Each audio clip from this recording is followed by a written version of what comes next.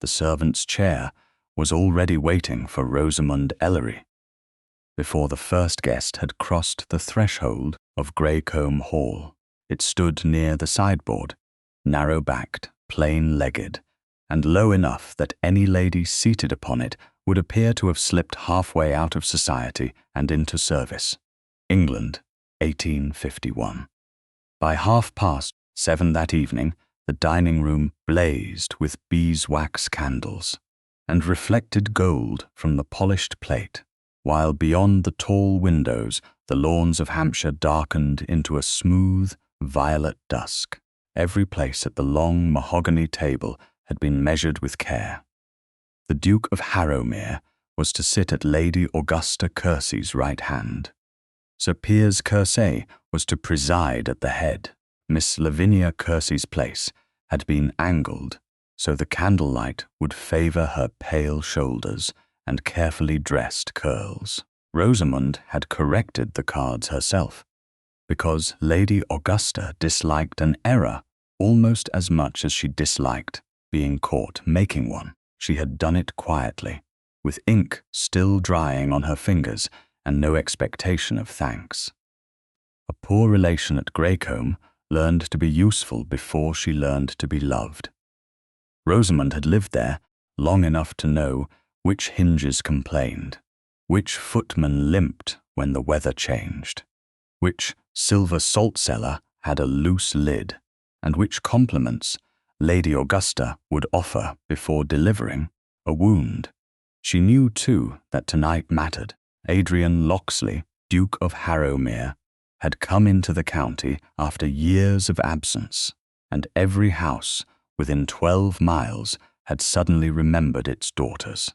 Lavinia had spent the afternoon before her looking-glass, practicing the softened glance of a woman who intended to be admired by a duke and forgiven by heaven. Lady Augusta had inspected the dining-room 3 times, each inspection leaving one servant paler than before. Rosamund had moved between them all like a shadow with hands. She tied a torn ribbon on a curtain loop. She shifted the flowers so their scent would not overpower the soup. She found the missing dessert spoons beneath a folded napkin and said nothing about the parlour maid who had misplaced them. When the youngest maid, Annie, dropped a cut-glass finger bowl near the sideboard and froze at the sound of it, Rosamund stepped forward before Lady Augusta could turn. "I moved too quickly," Rosamund said. "The fault was mine." Annie's eyes filled with frightened gratitude.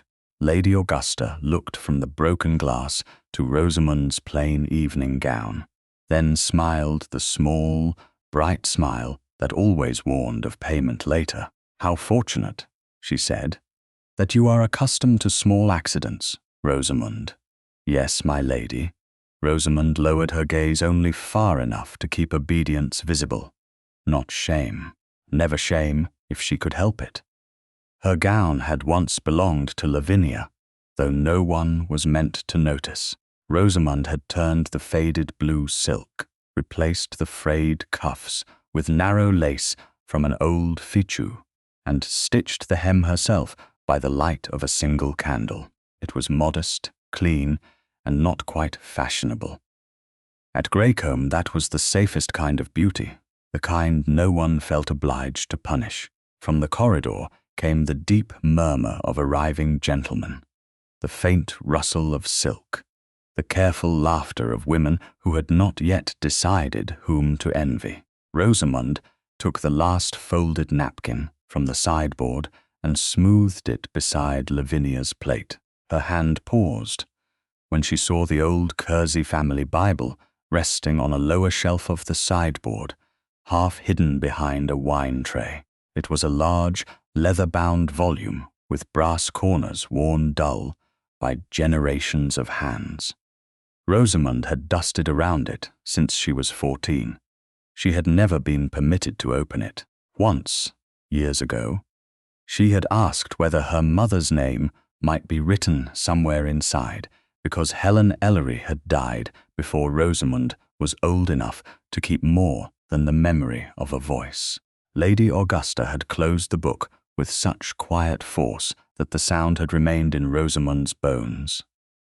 "Family Bibles are for family," she had said. Since then, Rosamund had learned not to look at it too long. Tonight, however, she could not help noticing a pressed edge of something pale between the pages, like the ghost of a flower. "Rosamund." Lady Augusta's voice slid across the room. Rosamund turned. Lady Augusta Courcy stood in the doorway, daughter of an earl, wife of Sir Piers Courcy, baronet, and mistress of every breath taken under her roof. Her pearl necklace lay against her throat like a row of small, obedient moons. "The table is full." Rosamund glanced at the long table. One place near the lower end had no card. She had assumed it was hers. Poor relations were not honoured, but they were still gentlewomen when guests were present. Lady Augusta followed her glance and lifted one eyebrow. "You will sit there tonight." Her gloved hand indicated the narrow chair beside the sideboard. For a moment the room seemed to lose its sound. The servants continued moving. The candles continued burning. Somewhere in the hall, Lavinia laughed at something a gentleman had said. Rosamund looked at the chair. It was not merely plain. It was unmistakable. A servant might sit there while carving, arranging plates, or waiting to be called. A lady would never be placed there unless someone wished the room to understand that she was only partly a lady. Rosamund felt heat climb beneath her collarbone, but she did not let it reach her face. "Of course, Lady Augusta." Lady Augusta's smile sharpened. "You need not look wounded. You are included, after all. Many girls in your position would be grateful for so much. I am aware of what I owe this house. Are you?" The words were soft enough for the servants not to hear clearly, but Rosamund heard every thread of them. "Then remember it tonight. His Grace is not fond of grasping people." Rosamund folded her hands at her waist. "I have never grasped for what was not mine." A small silence followed. Lady Augusta's eyes cooled, and Rosamund understood that she had stepped too near a boundary, though she could not have said which one. Before Lady Augusta could answer, Lavinia swept in with a cloud of pale green silk and satisfaction. "Mamma, Sir Piers says His Grace has arrived." Her gaze drifted to the chair by the sideboard, then to Rosamund. Delight moved over her face before she arranged it into pity. "Oh, Rosamund, how practical. You will be near enough to help if anything is wanted." Rosamund gave her a calm look. "Then I shall hope nothing is wanted." Lavinia's smile faltered, but only for an instant. Voices approached. Sir Piers entered first, broad, florid, and pleased with himself. Behind him came the guests in order of importance. A small procession of county consequence, silk black coats, jewelled throats, and polite curiosity. Then the Duke of Harrow-mere crossed the threshold. He did not enter like a man seeking admiration. He entered like a man who had long ago ceased needing it. He was tall, dark-haired, and composed with the kind of stillness that made louder men look unfinished. His evening coat was severe, his linen faultless, his expression unreadable. There was no flourish in him, no eager smile. Only a controlled attention that seemed, at first, to take in the room as a whole.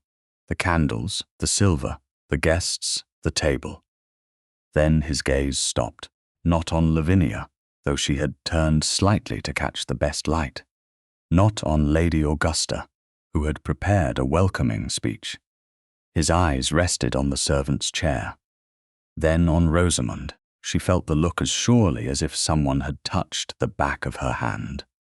It contained no pity. That was the first strange thing. Men had looked at her with pity before, when they remembered she had no fortune. Women had looked at her with triumph, servants with sympathy, relatives with irritation. The Duke looked as if he had found a sentence in a book with one word, deliberately scratched out. Rosamund lowered herself into the narrow chair, because refusing would make a scene, and scenes belonged to those powerful enough to survive them. The seat was low, forcing her to look upward at the family table. The sideboard pressed near her shoulder. A footman, embarrassed for her, set a small plate where no plate had been meant to be. Rosamund thanked him under her breath. Sir Piers began welcoming the company.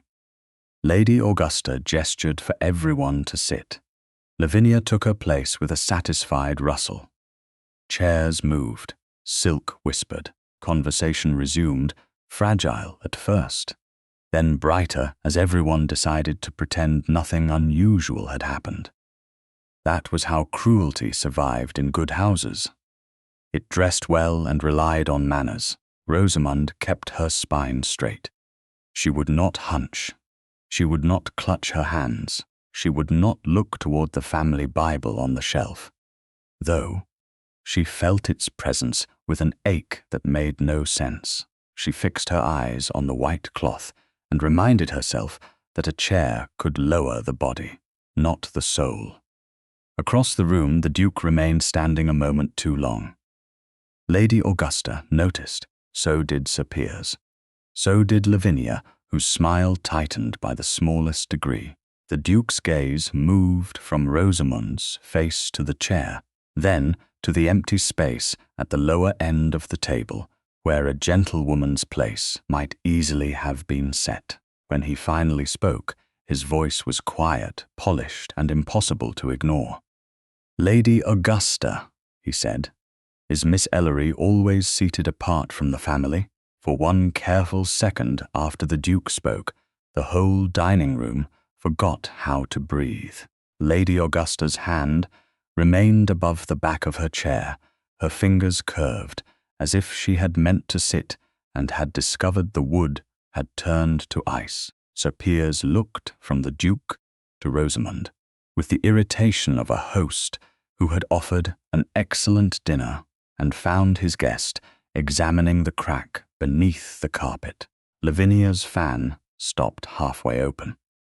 Even the footman beside the sideboard lowered his eyes, though Rosamund could see the colour rise along his neck. She wished, with a force that nearly stole her composure, that his Grace had said nothing. Being placed low was painful. Being seen there was worse. Lady Augusta recovered first, as she always did. "Your Grace is very observant," she said, and her smile returned as if summoned from a locked drawer. "Miss Ellery prefers to be useful. She has always been more comfortable near the household arrangements than amid ceremony." Rosamund felt the words settle upon her like dust. They were not a lie in the plainest sense. She did know the household arrangements. She did prefer usefulness to helpless ornament. Yet Lady Augusta had taken the truth and bent it until it served cruelty. The Duke did not look away from Rosamund. "Does she?" he asked. It was not addressed to Lady Augusta. That made it dangerous. Rosamund lifted her face. The room seemed too bright. "I am comfortable where I am placed, Your Grace." It was the answer expected of her. It was also not quite an answer. Something moved in his expression, too slight to name. "A disciplined reply," he said. "Not necessarily a free one." Sir Piers gave a hearty laugh, too loud and too late.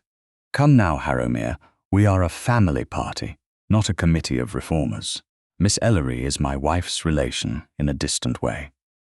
We give her a roof, a place at table, and enough employment to keep melancholy from her door. Half the girls in England would call that a blessing."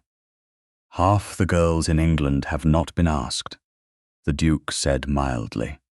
The silence that followed was polished, thin, and sharp. Lady Augusta lowered herself into her chair. "We must not let the soup chill." That command restored movement. Guests sat. Servants advanced. Silver flashed. Rosamund remained in the narrow chair, aware of every inch between her and the table. She had learned long ago that humiliation had two lives. The first was the wound itself. The second was the demand that one behave as if no wound had been given.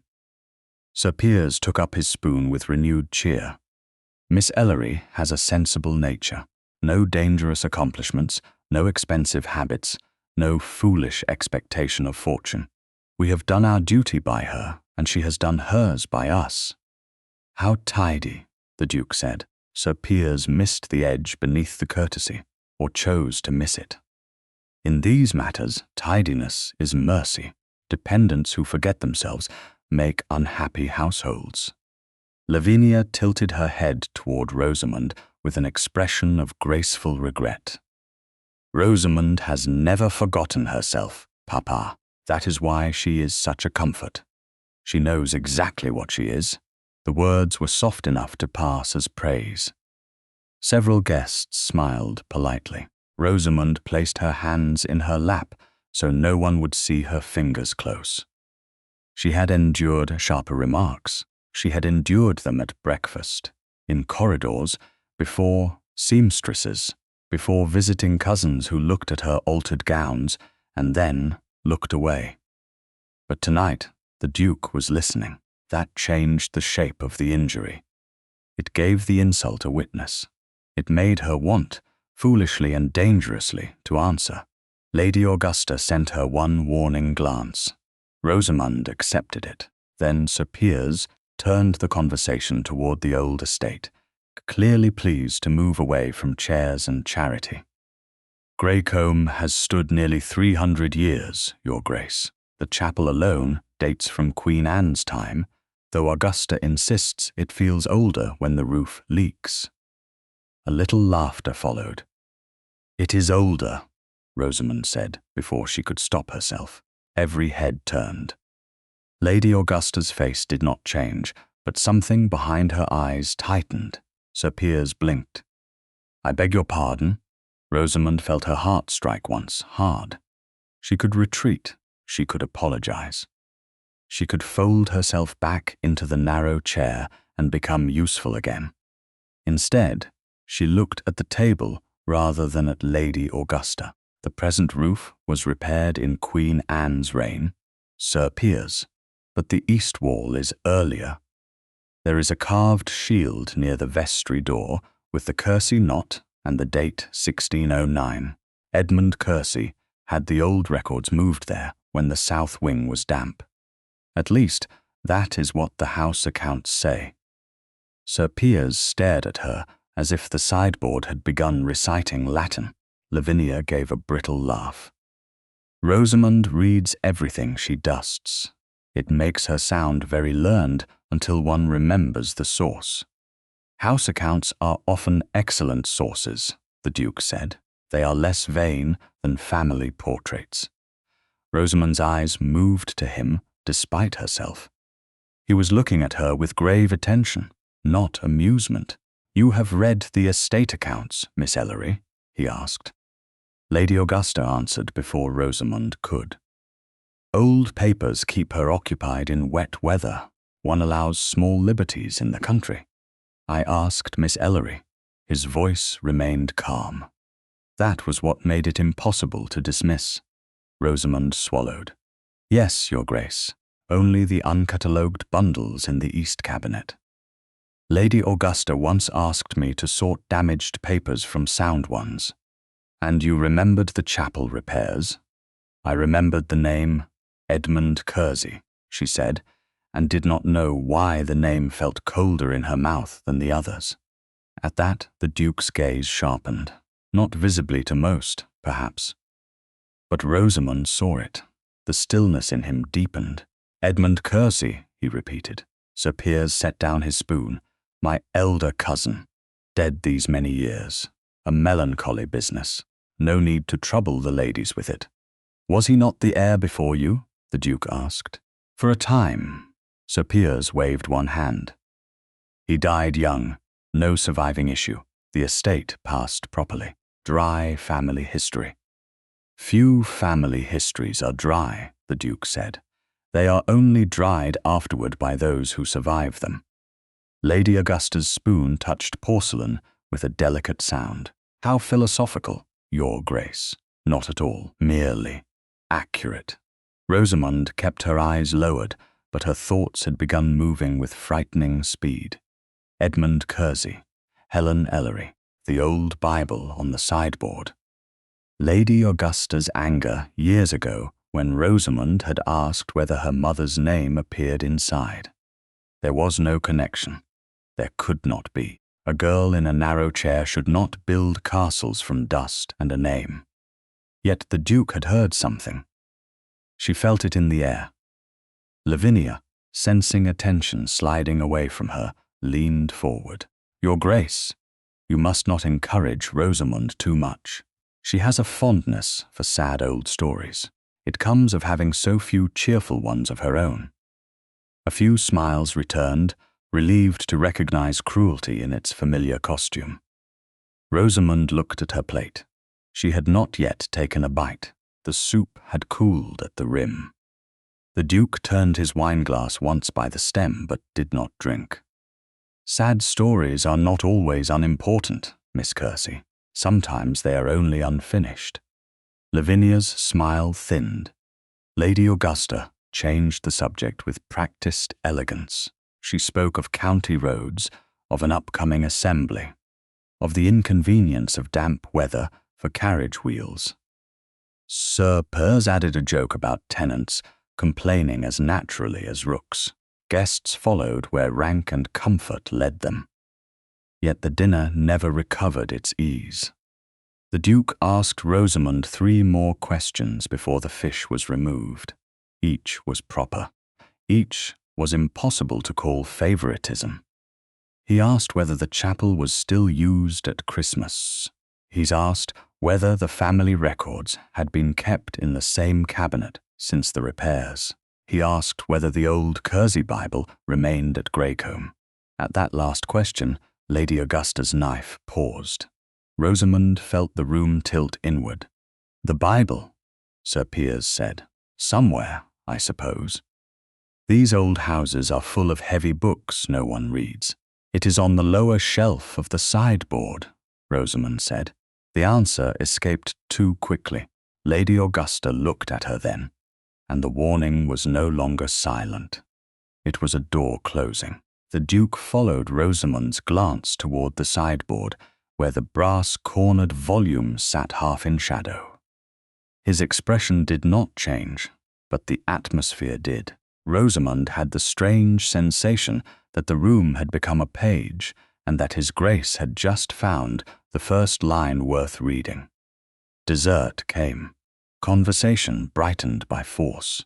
Lavinia laughed twice at remarks that were not amusing. Sir Piers drank more wine than usual.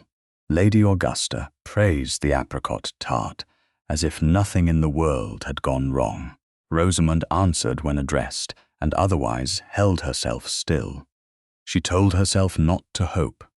Hope was an expensive habit, and she had no allowance for it. When the ladies finally rose, Rosamund stood from the narrow chair with more grace than it deserved. She expected to be sent away to some small task before coffee. Instead, the Duke stepped aside as she passed and inclined his head to her with the exact courtesy he had shown Lady Augusta. It was a small thing. It nearly undid her. In the drawing-room, candles had already been lit, and the guests arranged themselves among chairs according to rank, friendship, and ambition. Rosamund moved toward the quiet edge near the pianoforte, where she could become useful if music was required and invisible if it was not. Lady Augusta intercepted her before she reached it.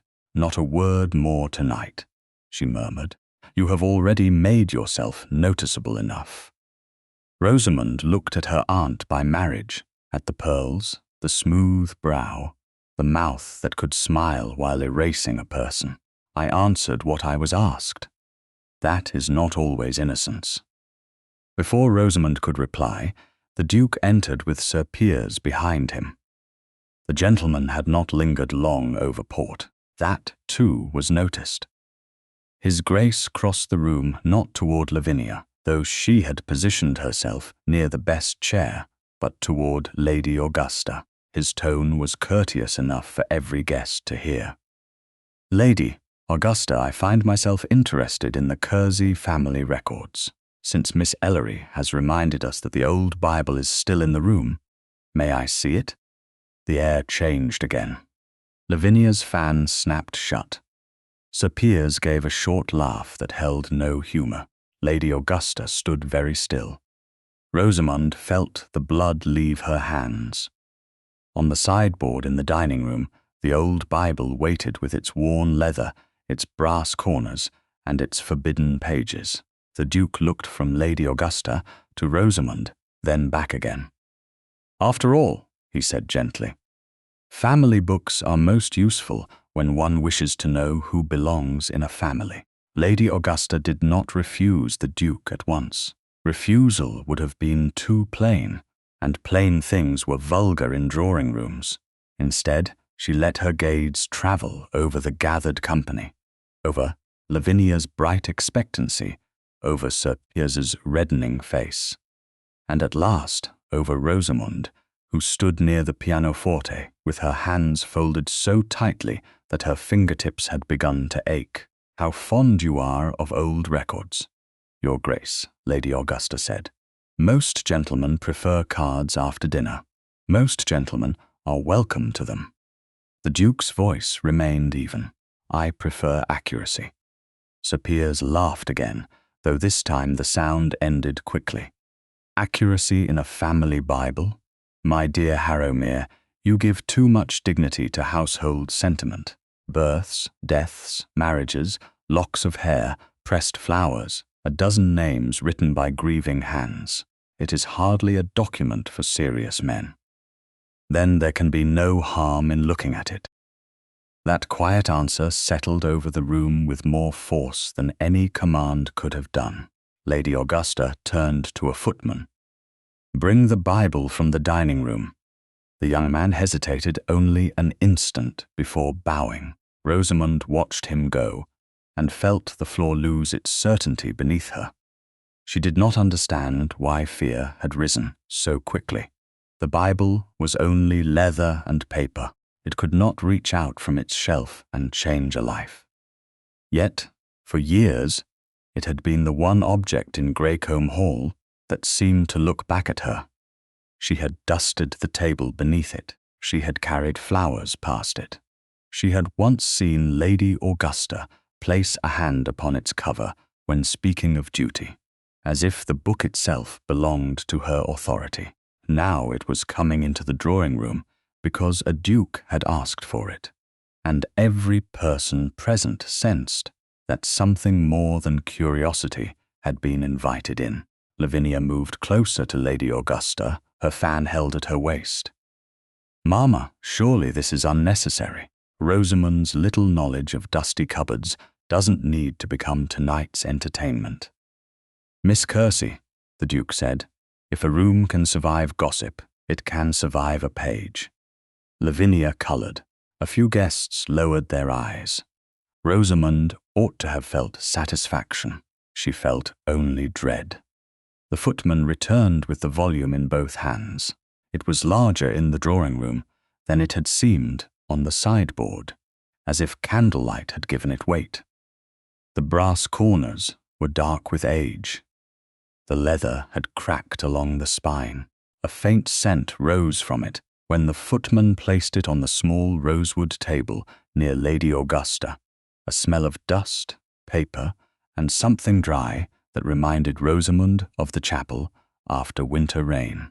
Lady Augusta rested her fingertips upon the cover before the Duke could reach it. "I must ask you to be gentle with it. The binding is fragile. I am rarely careless with what others have neglected," he said. Lady Augusta removed her hand. The Duke opened the Bible. The sound was soft, but Rosamund heard it as clearly as if a door had opened in an empty house. The first pages held inscriptions in several hands, older ink, browned by time, newer names written with more confidence. Sir Piers stood behind the table, trying to appear amused. Lavinia watched the Duke's face instead of the book, as if hoping to learn what expression she should wear. Rosamund remained where she was, unable to step nearer and unable to retreat. "Here," the Duke murmured. The Kersey hand changes. Sir Piers leaned forward. "What of it? Different generations often reveal themselves before they name themselves." The Duke turned a page with care. Marriages. Thomas Kersey and Arabella Vane, Piers Kersey and Augusta Marchvale. Lady Augusta's mouth tightened at the use of her maiden name. The Duke continued down the page. His hand paused. A small, flattened thing slipped free and fell upon the table. No one moved.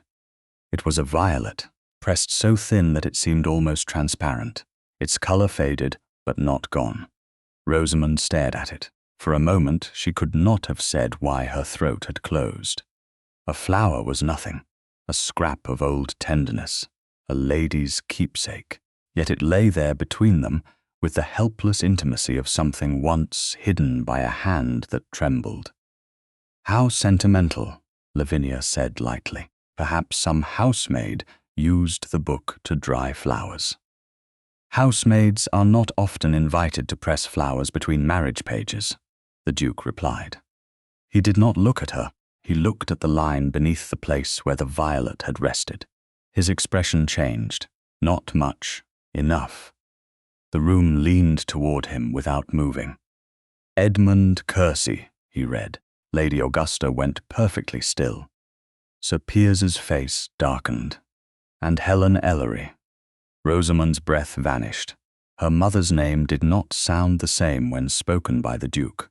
It did not sound like a memory fading at the edge of childhood or a forbidden question closed beneath Lady Augusta's palm. It sounded written. It sounded real.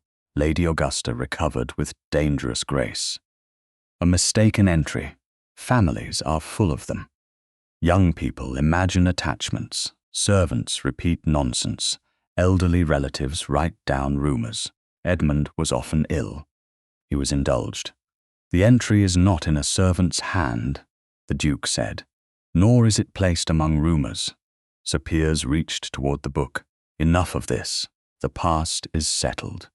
The Duke's hand came down upon the page, not hard, but with unmistakable ownership of the moment. Settled things do not usually need to be snatched shut. A pulse beat visibly at Sir Piers's temple. Rosamund heard her own name inside her head before anyone spoke it, because the Duke had turned the page. Below the marriage entries was the record of births. Several were clear: a son who had died in infancy, a daughter who had married into Kent, then a damaged line. The paper had been scraped pale in one place, rubbed thin until the fibers looked wounded, but not all of it was gone. The Duke bent closer. The room had become so silent that the candle flames seemed noisy. "Rosa," he said. Rosamund gripped the back of the nearest chair, the edge pressed into her palm. The Duke did not finish at once. He studied the line with the patience of a man who understood that truth could be fragile without being weak.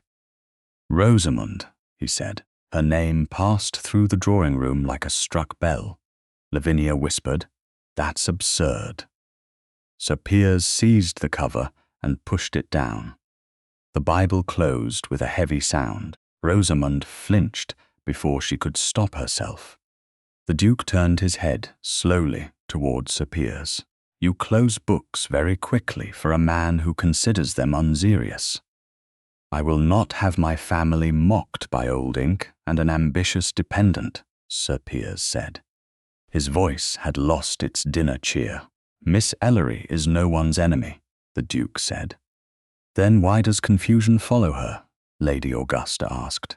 Her tone was velvet over iron. "She has lived here for years in peace." Rosamund almost laughed. Peace.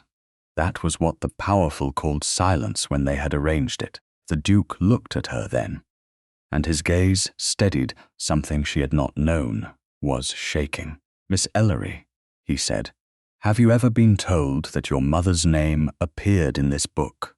"No, Your Grace."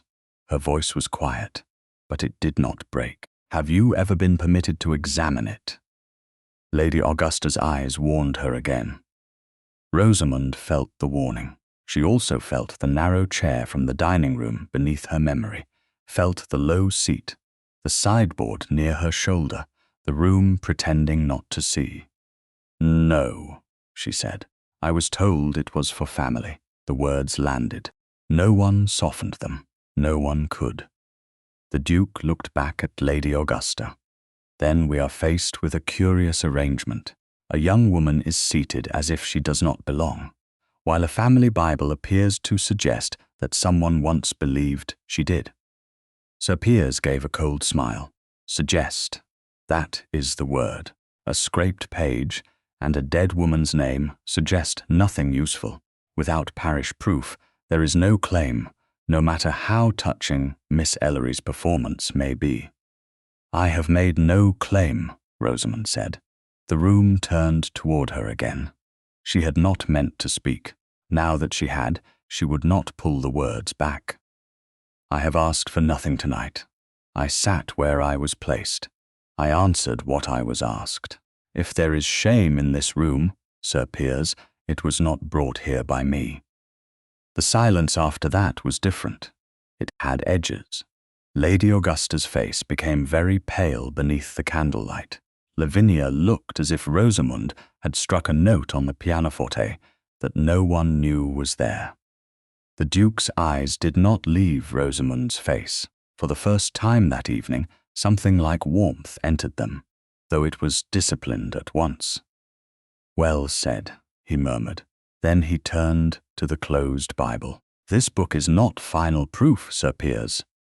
On that point, you are correct, but neither is it nothing. Someone entered a marriage. Someone began a birth record. Someone later damaged it. I should like to know who and why." "You overstep," Sir Piers said. "On the contrary, I was invited into this house as an honored guest. I watched a gentlewoman seated beside the sideboard. I listened to her kin explain it as kindness.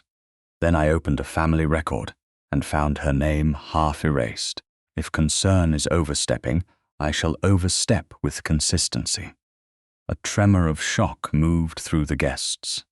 Lady Augusta drew herself up.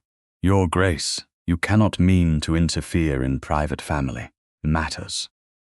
"I mean to prevent public cruelty from hiding behind private language." The Duke looked toward the dining room doors, where the footman still stood uncertainly. "The chair beside the sideboard will be removed before breakfast. Until this matter is clarified, Miss Ellery will not be seated below the family in any room where I am present." Rosamund could not breathe for several seconds. Protection had always seemed, to her, like a thing other women received in novels or from fathers who lived long enough to provide it. Yet this did not feel like pity. It felt like a correction to the shape of the room. Lady Augusta's lips parted.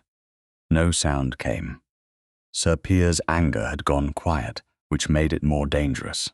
Lavinia stared at Rosamund with a hatred too new to disguise.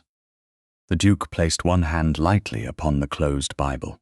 "Tomorrow," he said, "I shall ask whether the parish records can assist us." Sir Piers stepped closer. "You will find nothing." The Duke looked at him with cold courtesy. "Then you should have no reason to fear the search." Rosamund's eyes fell to the pressed violet, still lying on the table. No one had picked it up. It looked delicate enough to vanish with one breath, yet it had survived between those pages for years. Her mother's name had been hidden there. Her own name had been wounded there, and somewhere inside Greycombe Hall, someone knew why. The Duke lifted the violet carefully and laid it back between the pages before opening the Bible once more to the damaged line. His voice lowered, but everyone heard it. Who had reason to scrape a child's name from a family Bible? By midnight, Greycombe Hall had learned to pretend again. The guests departed under a veil of polite fatigue, their carriages rolling down the gravel drive with lamps swaying like small, watchful eyes. The servants cleared glasses, gathered napkins, and spoke in whispers that stopped whenever a curtsy crossed the hall. In the drawing-room, the candles had burned low around the closed family Bible, and the pressed violet lay hidden once more between pages that no one dared call harmless. Rosamund had hoped to slip upstairs unnoticed, but hope had never been a reliable companion in that house. "Rosamund!" Lady Augusta's voice found her at the foot of the staircase. It did not rise. It did not need to. Rosamund turned. Sir Piers had gone toward the library. With the Duke, his jaw set in the stiff angle of a man forced to be civil when he wished to be obeyed, Lavinia lingered near the drawing-room door, pretending to adjust her bracelet, while listening with all the hunger of a cat at a pantry shelf. Lady Augusta stood beneath the portrait of Sir Piers's grandfather, the one painted with a hunting dog and an expression of permanent ownership. "Come with me." The small morning room was not used at night, which made it colder than the rest of the house. Only one lamp burned upon the writing table. Its light gathered on Lady Augusta's pearls and left the corners dark. Rosamund remained standing. Lady Augusta sat, smoothing her gloves finger by finger before speaking. "You were very nearly clever this evening." Rosamund kept her voice level. "I did not intend to be clever. That is what makes it worse. A clever woman may be managed. A wounded one begins to mistake pain for principle." Rosamund felt the old instinct to apologize rise in her throat. She held it there until it died. "I answered questions. You encouraged his grace?" "No, my lady. He required no encouragement from me." Lady Augusta's eyes sharpened. "Do not flatter yourself. A duke's curiosity is not protection. It is weather. It passes over a house, disturbs a few branches, and moves on. When he leaves, you will remain here, under this roof, dependent on this family's tolerance." Rosamund looked at the lamp flame. It trembled behind the glass. "I am aware of my position. Are you? Because tonight you behaved as if a scraped line in an old book could alter it." The words found their mark, though Rosamund refused to show where. "I made no claim." "Not allowed."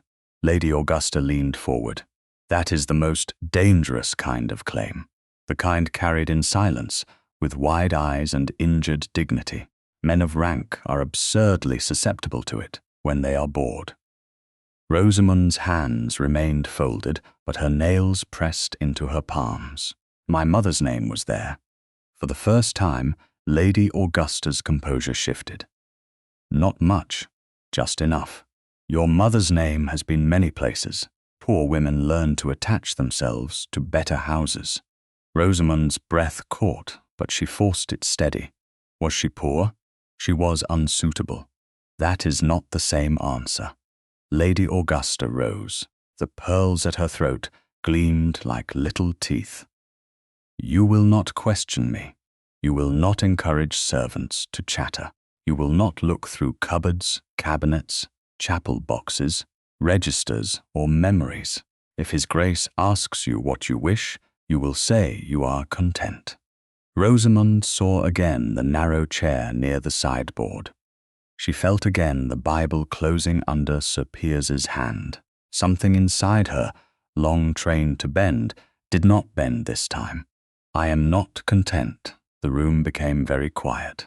Lady Augusta stared as if Rosamund had spoken in a foreign tongue. "I do not ask for money," Rosamund said. "I do not ask for rank. I do not ask even for kindness from those who cannot afford it. But I want to know whose child I was." Lady Augusta's face hardened into a beauty without warmth. "Then prepare to learn that wanting truth is often less comfortable than wanting bread." She crossed to the door and opened it. Lavinia stepped back too late. The guilty flash in her eyes would have betrayed her even if her posture had not. Lady Augusta did not rebuke her daughter. She looked instead at Rosamund. "Go to bed and pray. If you remember how, that His Grace forgets this by morning." But the Duke of Harrow-mere did not forget by morning. He appeared at breakfast with the same exact courtesy and a sealed note already dispatched by his own groom. Sir Piers made a show of buttering toast, though he ate none of it. "You take a lively interest in our parish, Harrow-mere," he said. "A brief interest," the Duke replied. "It should not trouble anyone who expects the record to be plain. Records are misplaced all the time in country parishes. Damp, careless curates, mice, overzealous cleaning women. One must not build fantasies upon absences. I do not intend to build upon absence. I intend to account for it." Lady Augusta poured coffee with a steady hand, and if there is no parish record, the Duke accepted the cup but did not drink. "Then there is no formal proof yet." Sir Piers smiled. "Yet that is a hopeful word.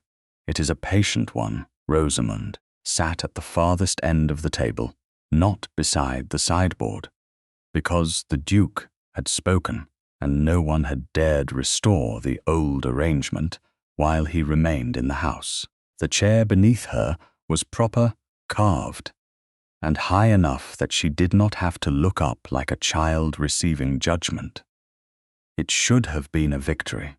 It felt instead like the first stone in a path whose end she could not see. Lavinia watched her over a spoonful of tea. "Rosamund looks pale this morning. Perhaps excitement doesn't suit her." "Perhaps cruelty does not suit the room," the Duke said. Lavinia's spoon touched the saucer too sharply. Sir Piers changed the subject with effort. "You may send to the rector if you like. Old Mr. Havelock is half-deaf and fond of Madeira. I doubt he recalls who married whom 30 years ago. Then his registers may be more reliable than his memory. If they exist, if they do not, the question becomes who profited from their absence." Sir Piers set down his knife. "Careful, Your Grace." The Duke's expression remained calm. "Always." The word lay between them like a drawn line. After breakfast, while Lady Augusta withdrew, with Lavinia and Sir Piers retreated again to the library, Rosamund found herself summoned not by command, but by a servant's uneasy whisper. Mrs. Vale wished to see her in the still-room passage. The old housekeeper had served at Greycombe before Rosamund was born. Before Lady Augusta's arrival, before Sir Piers inherited what had once belonged to Edmund Kersey. Mrs. Vale was a spare woman with silver hair, dark eyes, and the habit of carrying keys, as if they were both burden and authority. She stood beside shelves of lavender water and folded linen, her mouth drawn tight. "Miss Rosamund," she said, "I haven't much time." Rosamund stepped closer. "You know something, Mrs." Vale glanced toward the corridor. "I know what a servant can know and still keep her place. That is less than truth and more than safety." "Was my mother here?" The older woman closed her eyes briefly. When she opened them, they were wet but steady. Mrs. Helen came to Greycombe in a travelling gown of grey wool, with mud on the hem and a ring beneath her glove. She was not brought through the servants' entrance. Remember that, whatever they tell you.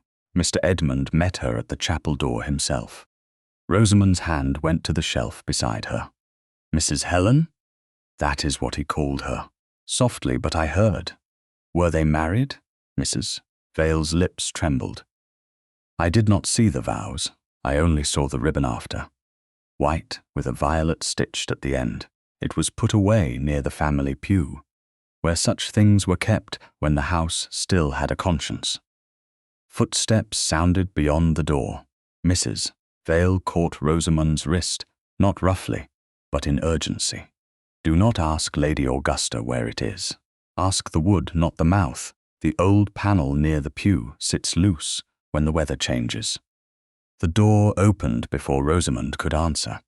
The Duke stood there, his hat in one hand, his gaze moving at once from Mrs. Vale's frightened face to Rosamund's. "Forgive me," he said.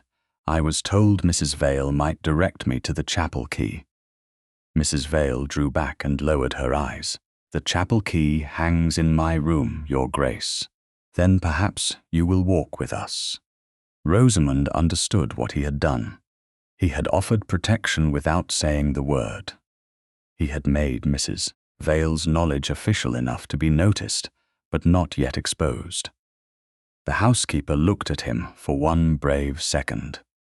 "Mrs. Helen was not a servant," she said.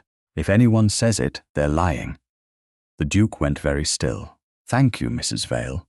A bell rang somewhere above stairs, sharp and repeated. Mrs. Vale flinched. "That will be my lady." The moment broke. By noon, Mrs. Vale was gone. No announcement was made. No accusation was spoken in front of Rosamund. A younger maid, white-faced and near tears, whispered that the housekeeper had been dismissed for impertinence and sent to a cousin's cottage beyond the North Lane. Lady Augusta appeared in the hall shortly after, composed and faintly satisfied. Lavinia walked beside her, murmuring to a visiting neighbour that certain dependents became bold when encouraged by gentlemen who enjoyed puzzles. Rosamund stood at the foot of the stairs and listened to her own name become gossip. Not Rosamund exactly. Something softer, meaner, easier to repeat. A poor relation, a grasping girl, a creature trying to make scandal look like birthright. The Duke came from the library with a folded note in his hand. "My solicitor has been instructed," he said quietly when he reached her, "and the rector will be asked for the parish books." Rosamund looked toward the service corridor, where Mrs. Vale had vanished from the life she had kept for decades. "People are being punished for remembering me. Then we must make certain their memory is not wasted." She turned to him. "You asked me last night what I wanted." "I did." Her voice was almost steady. "I want the truth more than safety now." The Duke did not smile. He inclined his head, as if she had given an answer worthy of respect rather than alarm. "Then we shall proceed carefully." Behind them, in the morning room, Lady Augusta's voice carried faintly through the door, smooth as polished bone. "By the end of the week, all Hampshire will know what kind of girl Miss Ellery has chosen to become." Rosamund looked toward the closed door, then down the long hall toward the chapel wing. Somewhere behind old wood and older silence, a white ribbon might still be waiting. Somewhere, perhaps, her mother had left proof that she had belonged to someone before Greycombe taught her she belonged nowhere. By breakfast, the old house had changed one thing and denied changing anything at all. The long table in the breakfast room was set with its usual careful abundance, covered dishes warming beneath, silver domes, toast wrapped in a linen napkin, marmalade in a cut-glass jar, and coffee so dark that Lady Augusta always claimed it proved the superiority of English discipline over French indulgence. Rosamund entered, expecting the small chair by the wall, the useful corner, the place assigned to those who might be needed but should not be noticed. Instead, she found a proper chair at the table. It stood at the lower end, not grand, not honored, but unmistakably meant for a gentlewoman. A napkin lay folded beside the plate. A cup waited. Her name, written in the housekeeper's old, neat hand before Mrs. Vale had been sent away, rested on a small card near the rim. For a moment, Rosamund could not move. The chair was only wood, polished by years of use and carved with a simple wheat pattern along the back. Yet it seemed to hold more danger than the servant's chair had held shame. A low seat could be endured. A rightful one asked a woman to believe she might deserve it. "Well," Lavinia's voice came from behind her, sweet with malice. "Have you forgotten how to sit unless the place is pointed out?" Rosamund turned. Lavinia wore mourning muslin trimmed with green ribbon, fresh as spring and twice as cold. Lady Augusta entered a step behind her and stopped when she saw the arrangement. Her face remained composed, but her eyes went at once to the chair, then to the footman, then to Rosamund. "Who altered the table?" she asked. No servant answered. The silence was beginning to tremble when the Duke of Harrow-mere appeared at the doorway with Sir Piers behind him. His dark coat was perfectly brushed. His expression gave nothing away. "I did," he said. Lady Augusta turned with a smile that could have cut silk. "How thoughtful, Your Grace. I did not realize breakfast seating had become a matter of ducal administration." "Nor did I," he replied, "until dinner made it necessary." Sir Piers made a noise of irritation and took his place at the head of the table.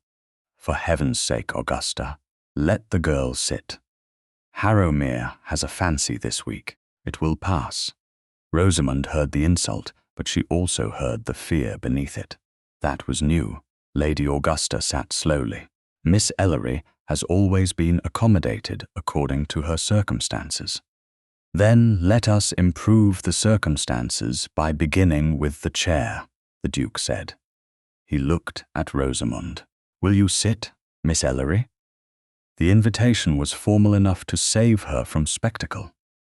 That made it harder to refuse and easier to breathe. Rosamund crossed the room. The distance was no more than 12 feet, yet she felt every eye measure it. She sat. The chair held her at the proper height. No sideboard pressed against her shoulder. No footman had to pretend not to pity her. A cup was poured as if she belonged to the same morning as everyone else. She looked across the table at the Duke. "Is this kindness, Your Grace, or strategy?" Lavinia let out a small laugh. "How ungracious." The Duke did not smile. "Correction," he said. The word struck more deeply than kindness would have. Kindness could be withdrawn. Strategy could be explained away. Correction implied that the wrong had been real before anyone admitted it. Rosamund lowered her eyes before emotion betrayed her. "Then I thank you for the correction. No thanks are required for returning what should not have been taken." Lady Augusta's spoon rested too sharply against her saucer. How very noble. Perhaps we should invite the tenants to rearrange the drawing-room next. "Tenants pay rent," the Duke said. "Dependents pay in silence. I find silence a costly currency." Sir Piers reached for a slice of ham with theatrical impatience. "This is becoming sentimental. Let us not pretend Miss Ellery has been imprisoned in a dungeon. She has had food, shelter, and respectable protection. Protection that requires humiliation as proof of gratitude is only another form of debt," the Duke said. The table went still. Rosamund felt the words enter places in her she had kept locked for years. Lavinia's colour rose. "Rosamund doesn't need rescuing from breakfast, Your Grace. She only needs to remember that sudden attention is not the same as rank." Rosamund lifted her head. "I remember my rank perfectly. It has been explained to me at every meal." That quiet reply did what tears could not have done. It made Lavinia look small. Lady Augusta's gaze flashed toward Rosamund, but the Duke spoke before she could. "Accuracy again, Miss Kersey. Your cousin appears to have been an excellent student." Lavinia's mouth closed. Breakfast continued, but it was no longer a meal. It was a contest conducted with teaspoons. The Duke asked no more public questions about the Bible. That restraint steadied Rosamund more than interrogation would have done. He let the chair do its work. When she accepted toast, when she poured tea, when she answered a mild question about the weather without being corrected. The room itself seemed forced to revise its opinion by inches. After breakfast, Lady Augusta withdrew with Lavinia to the morning room, and Sir Piers shut himself in the library under the excuse of estate letters. Rosamund waited until the hall emptied, then slipped toward the kitchen passage. Mrs. Vale had been dismissed with a trunk too small for 30 years of service and pride too large to fit inside it. No one at Greycombe had mentioned whether she had been given money for the road.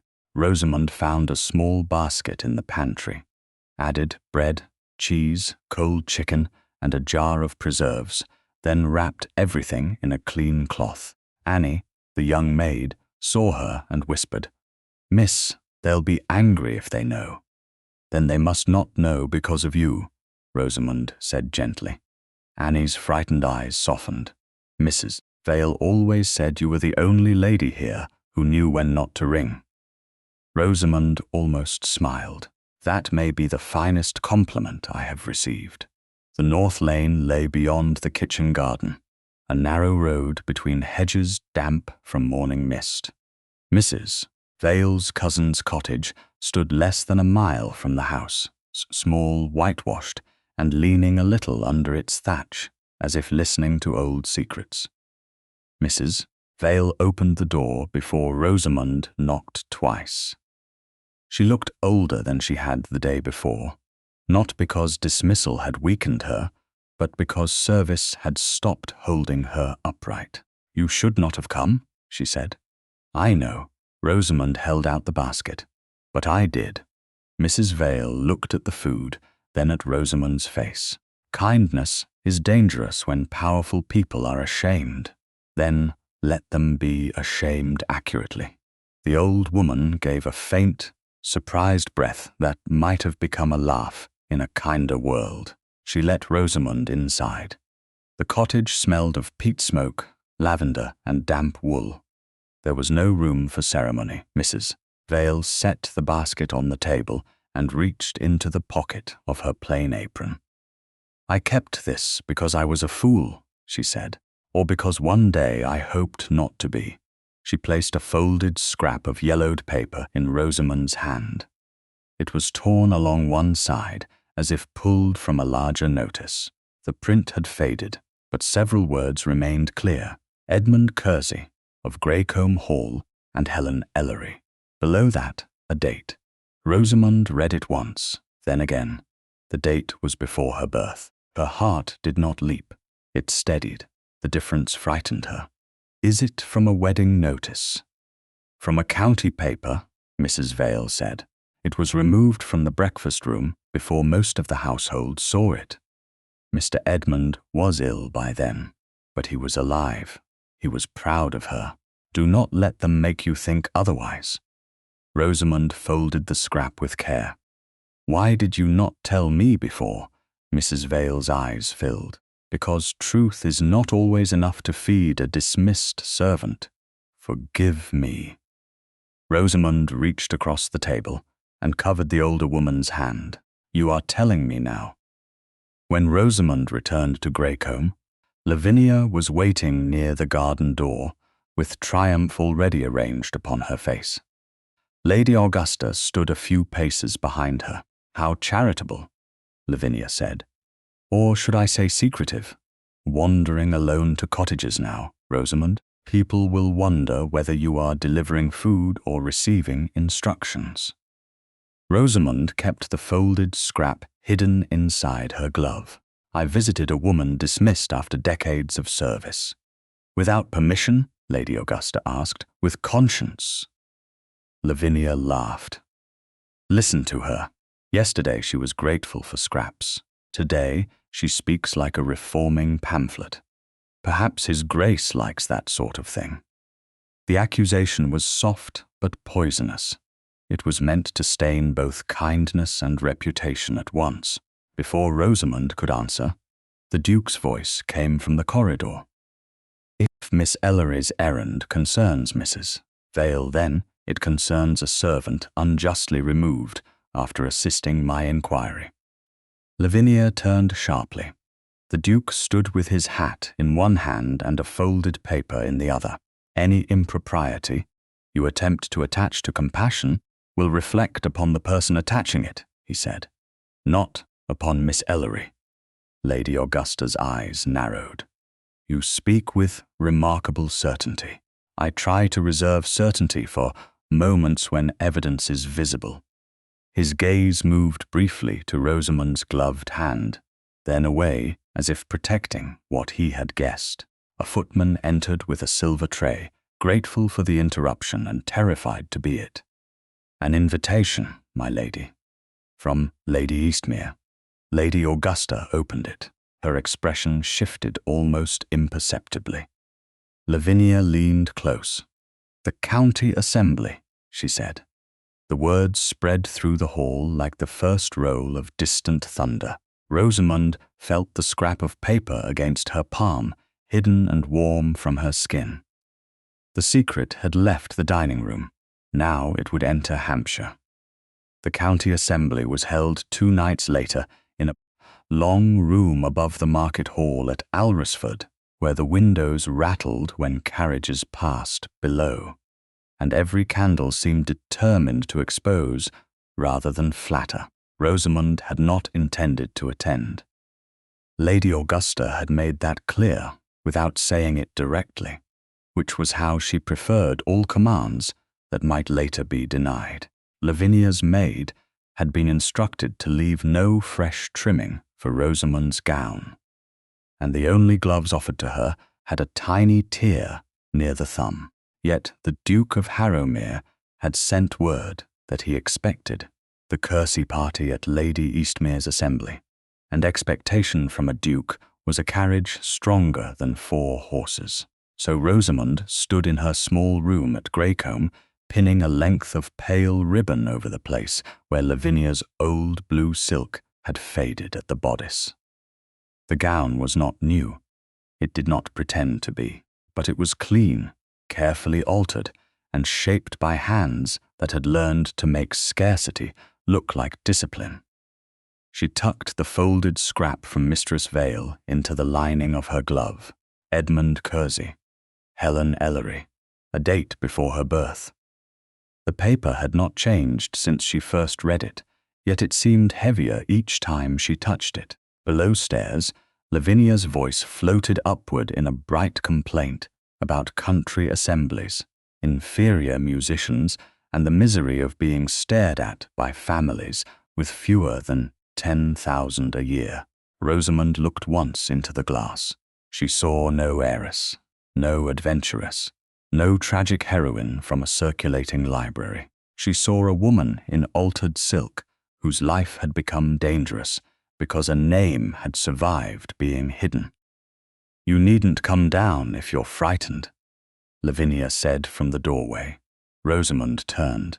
Lavinia was dressed in white muslin embroidered with green, the color chosen to make her eyes look softer than they were. "I am not frightened of the assembly." "No, then perhaps you should be frightened of what people will say at it." Rosamund smoothed her glove over the hidden paper. "People have spoken about me for years. They may enjoy doing it more loudly." Lavinia smiled. "They'll enjoy laughing. There's a difference. Then I hope the music is good enough to cover it." For a moment, Lavinia's expression slipped. She had always liked Rosamund best when Rosamund lowered her eyes. "His Grace will not protect you forever." "No," Rosamund said. "But I was not made to last only as long as his protection." That answer cost her more courage than it sounded. But she carried it with her, down the stairs, into the carriage, and all the way through the dark Hampshire lanes toward the market town. The assembly room was already crowded when the Kerseys arrived. Wax candles burned in wall sconces. Musicians tuned near a raised platform. Mothers watched daughters. Daughters pretended not to watch the door. Gentlemen stood in small groups, speaking of horses, rents, politics, and everything except the women whose futures might depend upon one evening's attention. Rosamund entered behind Lady Augusta and Lavinia, exactly where a poor relation was expected to walk. Yet expectation did not shield her. Heads turned. Whispers followed. She caught pieces as she moved through the room. "That is the Ellery girl, the one from Greycombe. Something about an old Bible. Surely not legitimate. Lady Augusta has been too generous." Lavinia slowed just enough to let several women hear her answer a question Rosamund had not heard asked. Oh, Rosamund has always been imaginative. It comes of having so little to inherit and so much time among dusty papers. A woman in rose silk laughed behind her fan. Rosamund kept walking. At the far end of the room, Lady Eastmere greeted Lady Augusta with the careful warmth of a hostess who smelled scandal and wished to serve it properly chilled. "My dear Lady Kersey, how brave of you to come after such tiresome talk." Lady Augusta gave a small sigh. One must not reward gossip by appearing afraid of it. Her glance brushed Rosamund, making plain where the gossip had begun. Lady Eastmere's eyes shifted toward Rosamund with quick curiosity. "Miss Ellery, is it not?" "Yes, Lady Eastmere. How interesting." There were few words in society more perilous than interesting. Rosamund curtsied and said nothing more. She chose a place near a pillar, not hidden enough to seem ashamed, not central enough to invite open attack. Across the room, she saw the Duke. Adrian Loxley stood beside an elderly colonel and a young clergyman, listening with outward patience while his gaze moved once through the crowd and found her. He did not cross to her at once. The restraint mattered. A less careful man might have made her the center of scandal by appearing too protective.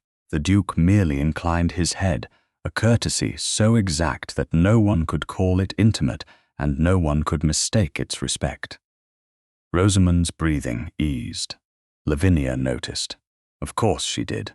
She drifted toward a cluster of young women and lowered her voice, just enough to ensure it carried. "Mama says charity becomes dangerous when the recipient begins to mistake bread for blood." "How dreadful," said the woman in rose silk.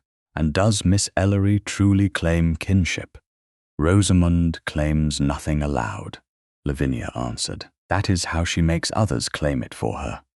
Rosamund's cheeks warmed, but she did not move. She had learned that retreat could look like guilt. A moment later, the musicians struck the opening notes for a country dance. Partners formed. Lavinia expected, as did half the room, that the Duke would ask her. She adjusted her fan, softened her mouth, and turned just as he approached. He passed her. The movement was not dramatic. It was worse. It was simple. He stopped before Rosamund and bowed. "Miss Ellery, may I have the honor of this dance?" Silence did not fall all at once. It gathered. One conversation stopped, then another, until the room seemed to listen with its skin. Rosamund looked at his offered hand. "Your Grace, you know what they will say. They are already saying it." His voice was low enough for her alone. This way, they must at least adjust their rhythm to the music. The smallest laugh escaped her, more breath than sound. "I don't know whether that is kindness or strategy. Tonight, it is arithmetic. One dance, properly witnessed, can correct several ugly sums. And if I step wrong, then I shall have the privilege of being blamed for poor leading." She placed her gloved hand in his. The contact was proper, brief, and still it altered the room. He led her to the set, careful to position her where Lady Augusta could see, and where no one could accuse him of concealment. The dance began. Rosamund knew the steps. She had often practiced them with Lavinia when no better partner was available. Playing the gentleman's part, because Lavinia refused to be the one who turned the wrong way. Now the pattern carried her forward, back, across, and around, her altered skirts moving cleanly enough. The Duke danced without flourish. He made her look steadier than she felt. "You are being watched," he said as they turned. "I am aware you need not perform gratitude for justice." Her eyes lifted to his. People prefer gratitude. It assures them they were generous. Justice has poorer manners. It asks who took what in the first place. The words touched the hidden scrap in her glove more surely than his hand had. "Mistress Vale gave me something. I thought she might. You saw? I saw your hand close as if it had been entrusted with a life." Rosamund missed half a step. He corrected the turn so smoothly that no one else noticed. "It is a torn notice.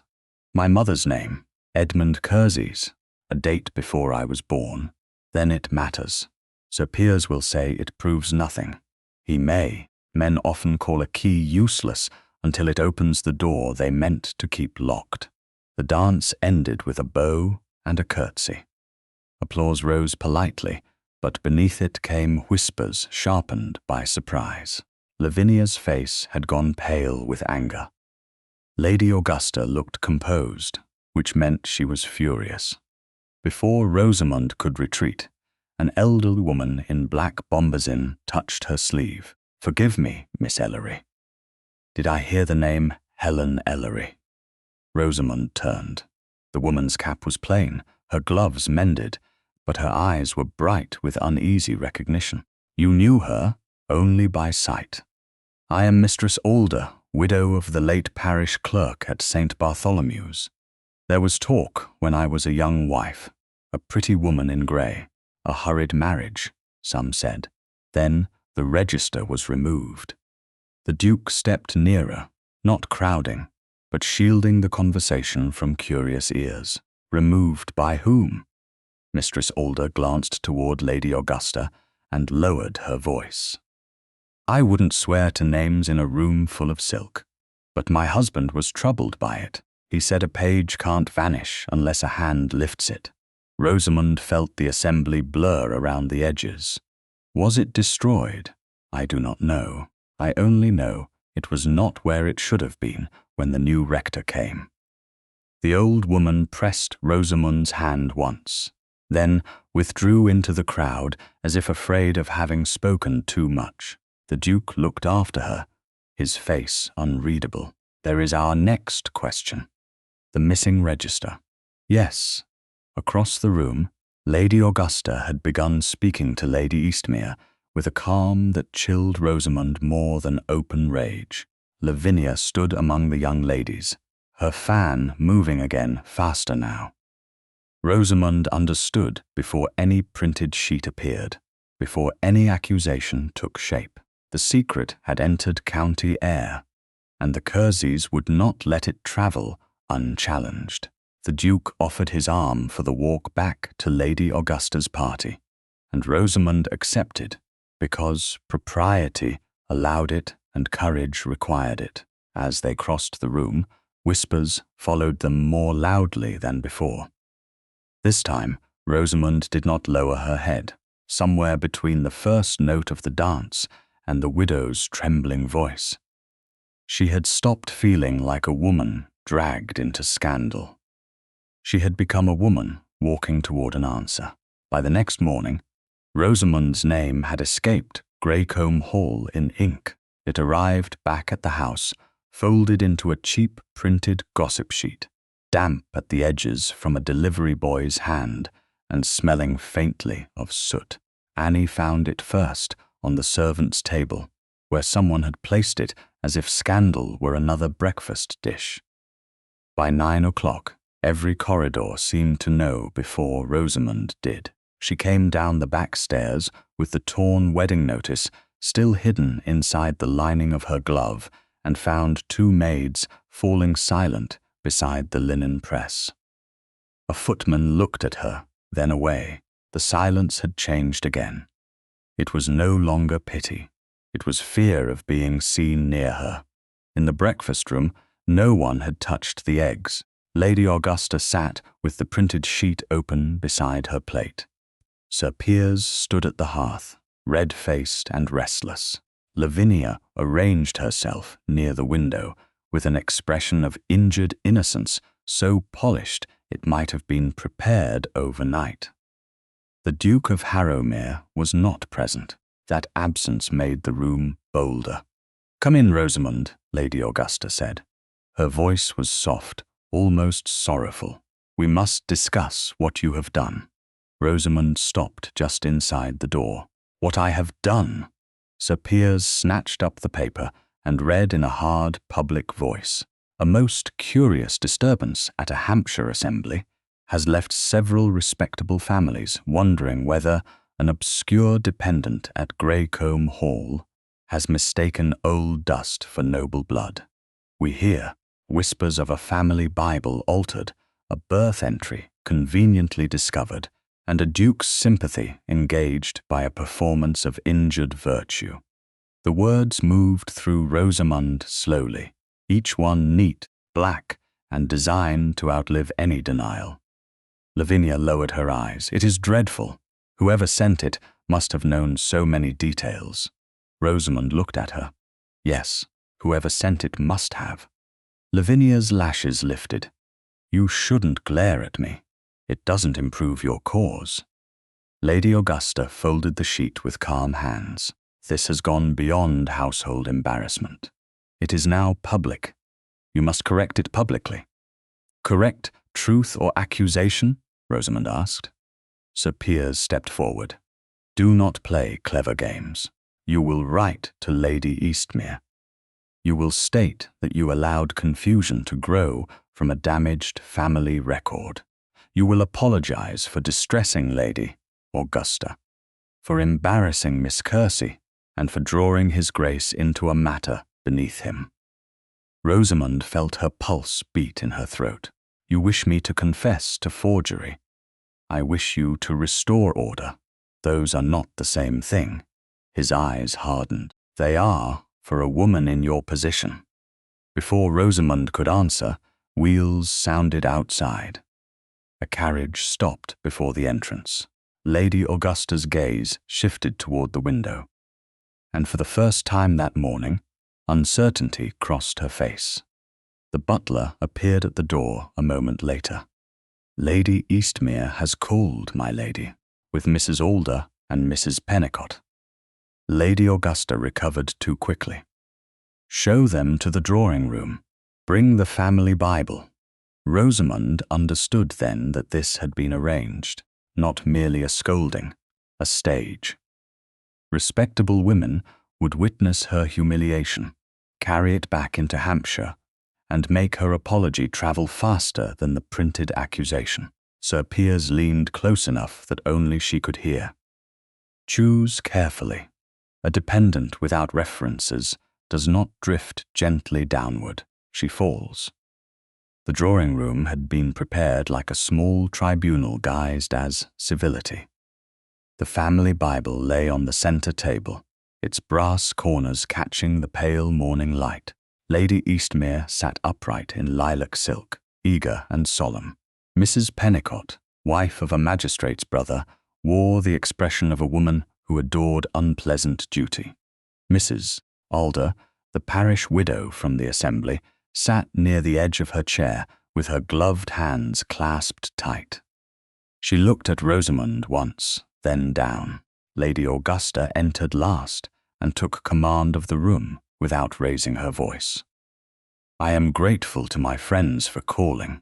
It is painful to expose a family difficulty. But rumor thrives when good people are silent." Lavinia took a chair near the Bible. Sir Piers remained standing behind it, like a man guarding property. Rosamund stood alone until the door opened again. The Duke entered without announcement from the butler, who looked both alarmed and relieved. Adrian Loxley removed his gloves slowly. His gaze passed over the room, the witnesses, the Bible, the folded gossip sheet, and Rosamund. It stopped there. "I seem to have arrived during an educational moment," he said. Lady Augusta's smile tightened. Your Grace, this is a private call. With half the county represented in chairs, how ambitious of privacy. Lady Eastmere looked delighted despite herself. Sir Piers said, This concerns Miss Ellery's apology. Does it? The Duke moved to the side of the room. Not beside Rosamund, not yet. Then I shall listen. Lady Augusta inclined her head as if permitting what she could not prevent. Rosamund, you may begin. Rosamund looked at the Bible. She saw again the scraped line, her mother's name, the pressed violet, her own name wounded, but not gone. Every instinct Greycombe had taught her urged caution. Survive the hour, bend, and eat tomorrow, apologize, and keep a roof. But another memory rose against it. A proper chair at breakfast, Mistress Vale's shaking hand. The Duke saying correction, not kindness. She lifted her chin. I cannot apologize for forging what I did not write. Lavinia gave a soft gasp. No one wishes to be harsh, Rosamund, but you were seen near the Bible before dinner. Annie told me you were at the sideboard. I set the table and lingered, because I saw the book. Lavinia's eyes brightened. You admit it. I admit to seeing what I was forbidden to open. Sir Piers struck the table with his palm, not violently, but sharply enough to make Mrs. Alder flinch. There, you had opportunity. The Duke stepped forward. Opportunity to scrape a page that had already been damaged before last week. The room shifted. Lady Augusta looked at him. You cannot know that. I can know enough to doubt haste. He drew nearer to the table and opened the Bible with careful hands. The scraping is not fresh. The exposed paper has darkened at the edges. The ink that remains in the lower strokes has settled into the fibers. A recent alteration would show a cleaner wound. Mrs. Pennicott frowned. Are you an expert in ink, Your Grace? No, I am an expert in old books because neglected families and neglected libraries often share habits. He turned a page, then another. Here are later entries written with a steel nib. Here, older ones with a broader hand. The damaged line belongs to the older section. Miss Ellery would have needed not only access, but time, chemical skill, and a reason to create a record years before she knew anyone would ask for it. Lavinia stood too quickly. She could have made the damage look old. With what training? The Duke asked. With what tools? Under whose notice? While seated beside the sideboard and supervised by half a household. Lavinia's mouth opened, then closed. Sir Piers's face darkened. You turn sentiment into evidence. No, the Duke said. I separate accusation from convenience. Lady Augusta reached for the printed sheet. The public has already begun to form an opinion. The public often borrows its opinion from the loudest coward in the room. A startled silence followed. Rosamund felt the words like a shield raised without touching her. Lady Augusta's cheeks paled. Take care, Your Grace. I am. He looked at Rosamund then. Miss Ellery, did you alter this book? No. Her voice was low but clear. Did you instruct anyone to alter it? No. Did you know your mother's name was written here before I opened it? Her throat tightened. No. I had asked once, years ago, and was told the book was for family. Mrs. Alder made a small sound. It was not quite a sob. Lady Augusta turned toward her. Mrs. Alder, you must not be swayed by theatrics. The widow looked at the Bible, then at Rosamund. There was talk of Helen Ellery before the register went missing. My husband was troubled. I said so at the assembly, and I won't unsay it now. Sir Piers snapped. Old women remember what flatters them. Mrs. Alder shrank, but the Duke's voice cut through gently. Mrs. Alder has risked comfort by speaking. That lends memory a certain dignity. Rosamund looked at the widow with gratitude she dared not speak. Lady Augusta's control was slipping. This has become intolerable. Rosamund, if you have any decency left, you will end it now. Say you were mistaken. Say excitement overcame you. Say you never meant to imply a claim upon this family. Rosamund thought of hunger, of exile, of no references, of doors closing across England. Then she thought of her mother's name lying hidden beneath years of silence. I will not confess to a lie for the comfort of those who told it first. The room went utterly still. Lavinia stared, as if Rosamund had transformed before her. Sir Piers's hand closed around the back of a chair. Lady Augusta looked not angry now, but frightened, and that frightened Rosamund more than anger would have done. The Duke closed the Bible gently. No accusation will stand without examination. I have sent again for the rector. The parish books will be reviewed. Sir Piers's smile returned, thin and unpleasant. Then you had better hurry, Your Grace. Country records are fragile things. He left the room before courtesy could stop him. Through the window, minutes later, Rosamund saw his horse brought around. He rode toward the village road at a speed that told its own story. The Duke saw it too. His expression hardened. The parish chest, he said under his breath. Rosamund looked from the closed Bible to the road, disappearing beyond the trees. The truth was no longer merely hidden. It was being hunted. Sir Piers returned from the village road before dusk, with mud on his boots, frost in his smile, and no parish register in his hand. That was the first sign of danger. The second was the Duke of Harrow-mere, standing at the window of the library when Rosamund passed the open door, his face turned toward the darkening fields, as if he had watched every yard of Sir Piers's return, and found the distance instructive. Lady Augusta had ordered an early dinner, though the meal was not truly for appetite. Lady Eastmere had sent word that she and 2 other county ladies would remain in the neighbourhood until the matter was made plain. Mrs. Pennicott had asked whether she might call again. Mrs.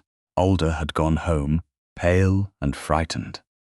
Greycombe Hall had become less a house than a room holding its breath. Rosamund had barely reached the staircase when the Duke came into the hall. "Miss Ellery," he said. His voice was gentle, and because it was gentle, she feared what would follow. "May I speak with you?" They stood near the closed door of the library, with a footman visible at the far end of the corridor, and enough distance between them for propriety to remain intact. The lamps had been lit, but the hall still held the grey of evening. Rosamund looked toward the dining room, where servants were already laying silver. "Has something happened?" "Sir Piers reached the rectory before my messenger, and the register, Uterverm, according to him, misplaced, according to the rector's nervous note. The distinction is small, but important." She felt the words land like cold water. "Then he has hidden it, possibly, or frightened the man who keeps it." The Duke's jaw tightened once, then eased. This house will attempt another performance tonight. Lady Augusta has invited witnesses under the appearance of hospitality. Sir Piers will use the missing register to call the Bible meaningless. Miss Kersey will call your dignity ambition. Every word will be chosen to make you react. Then I must not react. You must not be placed before them at all. Rosamund looked up. "What?" "Do not attend dinner tonight." The quietness of the advice made it worse than an order. "Your Grace, they are discussing my name." "I know. My mother's name. I know that as well. Then why should I be absent?" He drew a breath, controlled and brief. "Because they want witnesses to see you wounded. If you are not in the room, they cannot provoke tears, anger, or any tremor they may later describe as guilt. Let me manage the dinner. Let them spend their malice on me." There it was. Protection. offered with honour. Protection, shaped like another door closing. Rosamund turned her head toward the dining room. She imagined the long table, the polished plates, the candles, Lady Augusta's calm face, Lavinia's soft voice explaining what Rosamund supposedly wanted, Sir Piers speaking of records as if her existence were a troublesome ledger. She imagined herself upstairs, waiting to learn which version of her life had been accepted below. "You mean to spare me," she said. "Yes. You do not hear how much that sounds like removing me." The Duke went still. "That is not my intention. I believe you." Her voice remained even, but the effort hurt. "But last week they placed me near the sideboard so they could speak around me.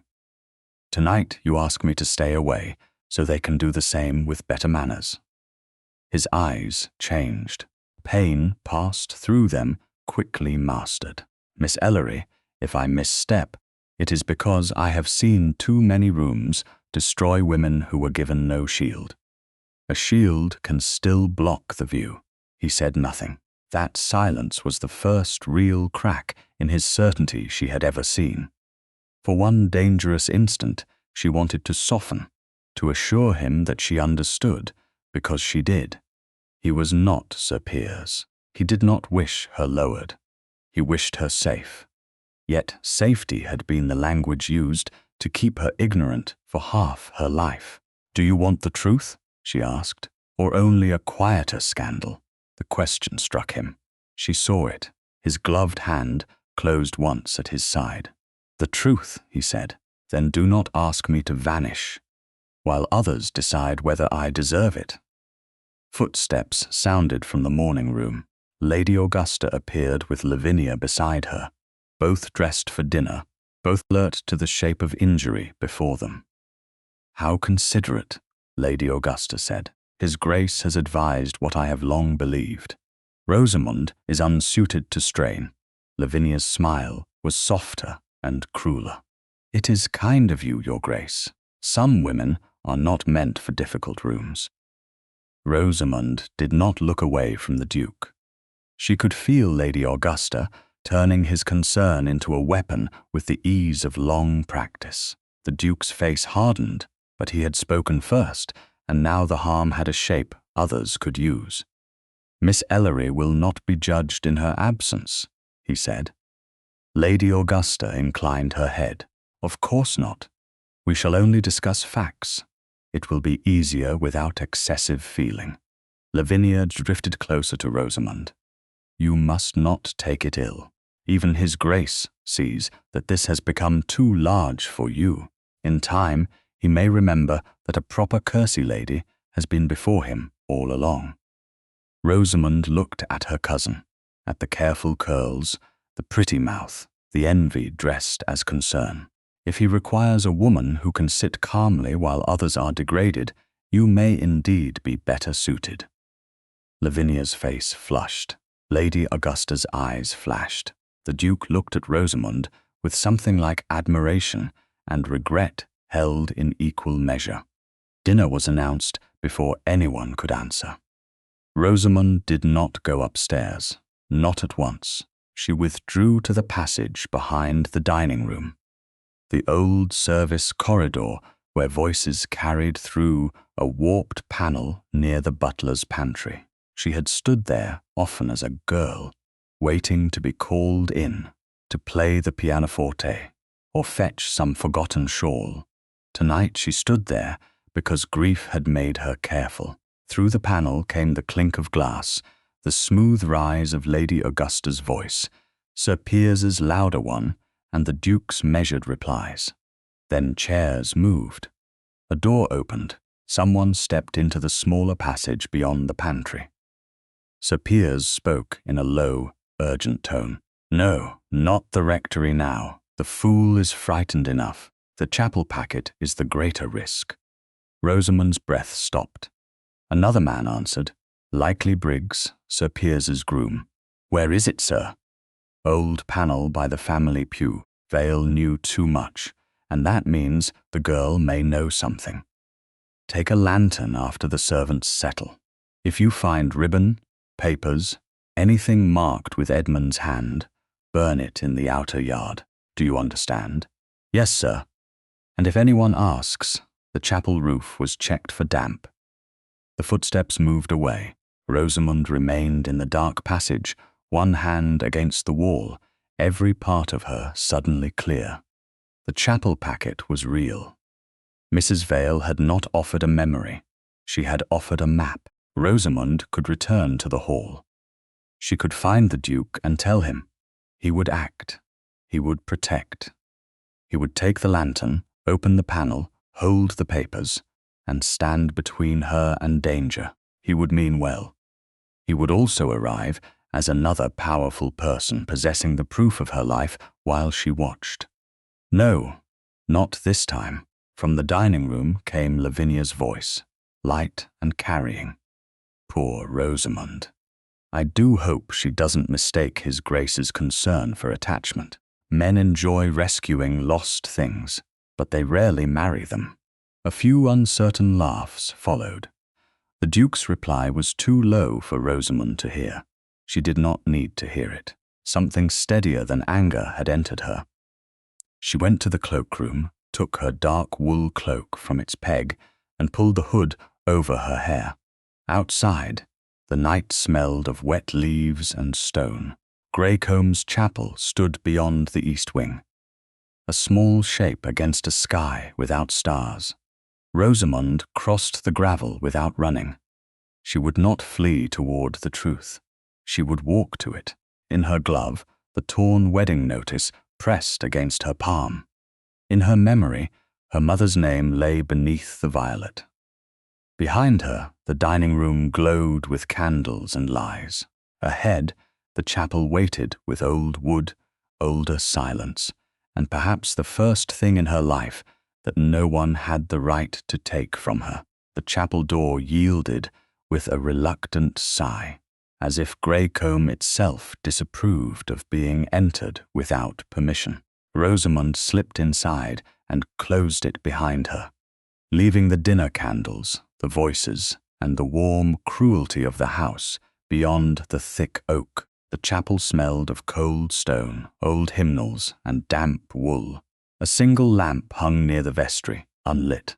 Moonlight entered through a narrow window and lay in pale strips across the aisle, just enough for her to see the family pews standing in their orderly ranks. She had sat in the last bench every Sunday that Lady Augusta required attendance, close enough to hear prayers for charity, far enough to understand that charity did not include her. Tonight, the Kersey pew waited at the front beneath a carved shield bearing the knot she had once described at dinner. The sight of it made her slow. She was alone, yet she felt watched by every name the house had kept and every name it had tried to bury. She took one breath, then another. "Ask the wood, not the mouth," Mrs. Vale had said. The old panel near the pew sits loose when the weather changes. Rosamund crossed the aisle. The boards creaked beneath her shoes, too loud in the silence.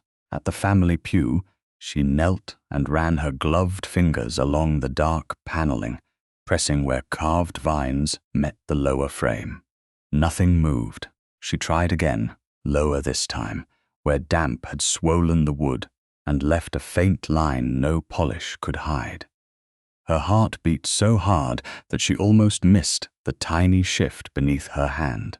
The panel gave by less than an inch. She drew in a breath and worked her fingers into the gap. The wood resisted, then loosened with a soft scrape. Behind it lay a shallow hollow, thick with dust and time. At first, she touched only cloth, then paper, then a ribbon so fragile that she stopped at once, frightened her own hope might break it. Carefully, she withdrew the packet and laid it upon the pew seat. It was wrapped in faded linen, tied with a white ribbon whose end bore a tiny violet stitched in purple thread. Rosamund stared at it until the chapel blurred. Not the pressed violet in the Bible, but another sign of the same hand, the same love, the same secret language. She untied the ribbon with fingers that had mended hems, folded napkins, and accepted insult without trembling. Now they trembled.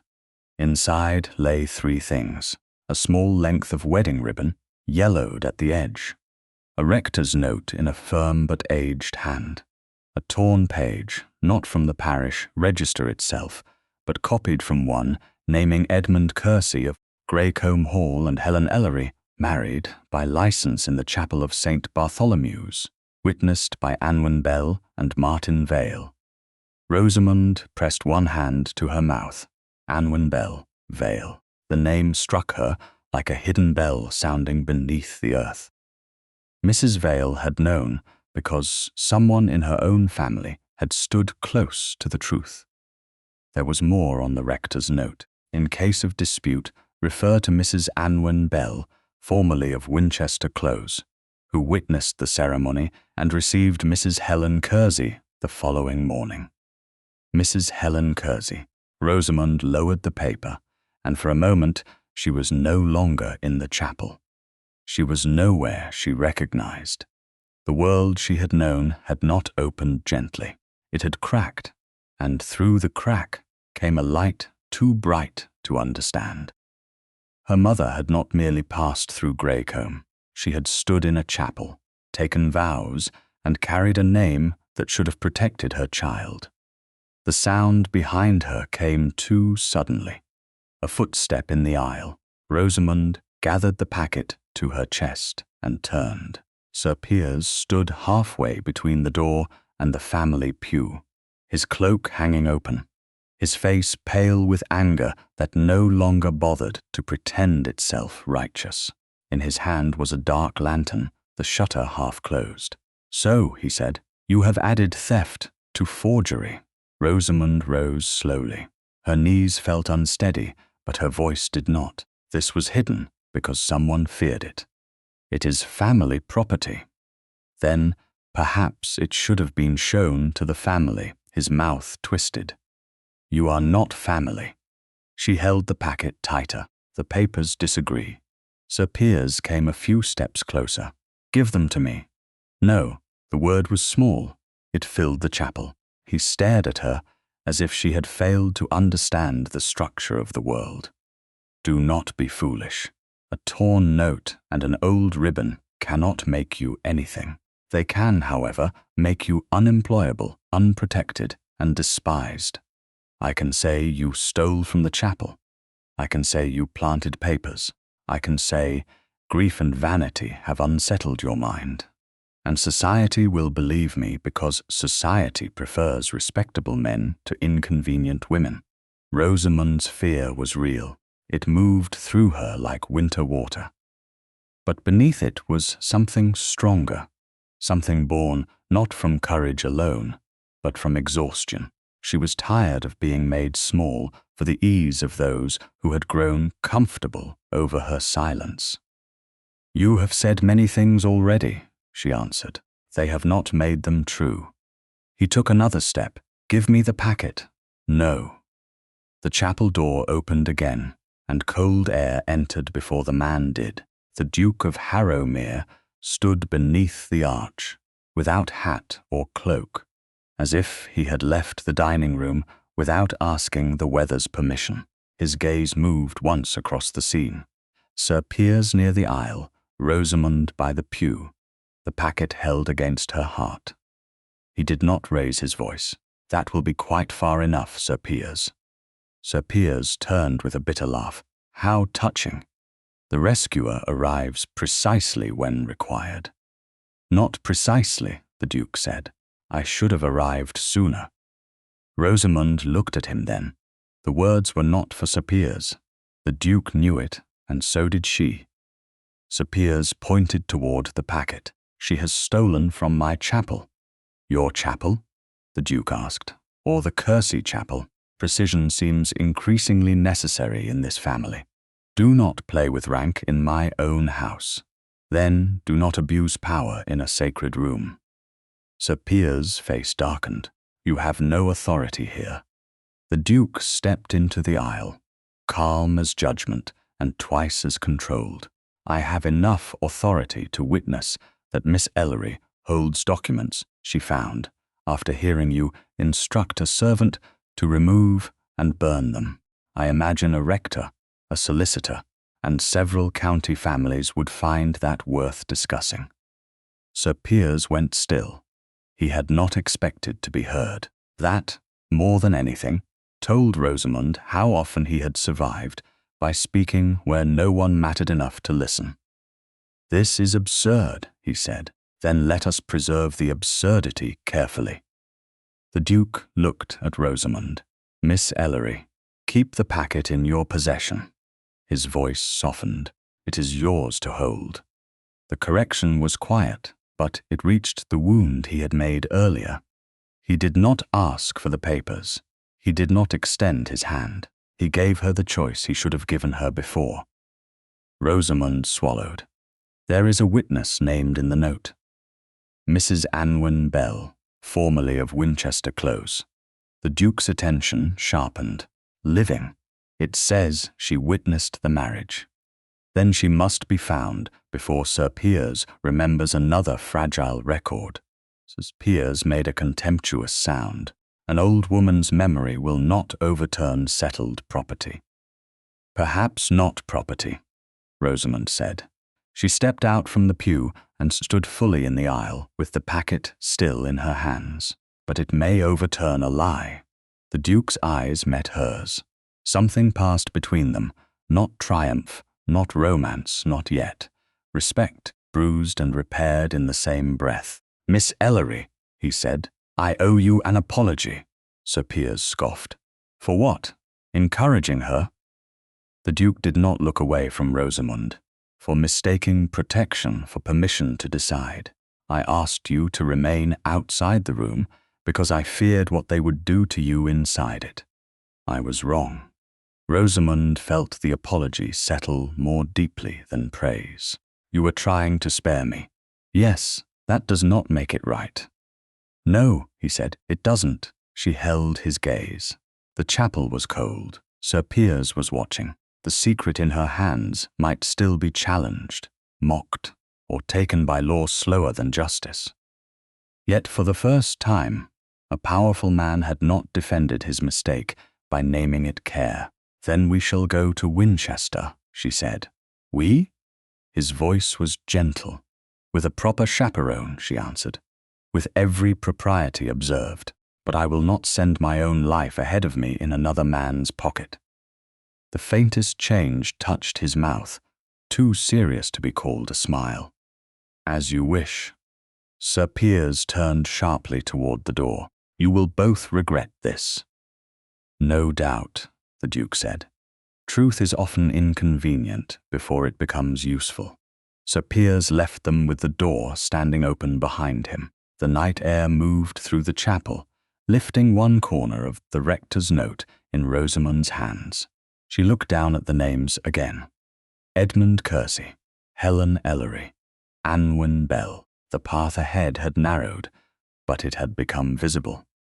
Behind them, Greycombe Hall glowed with candles and deception. Before them lay Winchester, an old witness and the first living voice that might tell Rosamund whether her mother had once held her and called her by the name the Bible had tried and failed to erase. At dawn, Greycombe Hall looked innocent enough to forgive itself.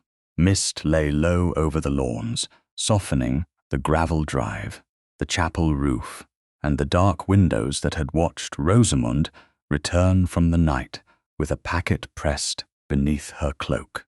Innocence was a trick old houses learned from old families. By 6 o'clock, the Duke's travelling carriage stood before the steps with 2 matched bays, a groom at the head of each, and Mrs. Pennicott seated inside as chaperone, with the rigid posture of a woman who intended to remember every mile. Lady Augusta had objected with a serenity more dangerous than anger. Sir Piers had objected without serenity at all. Lavinia had stood behind her mother in a pale wrapper and said, "How very theatrical. Rosamund has always wanted a story large enough to excuse her." Rosamund had not answered.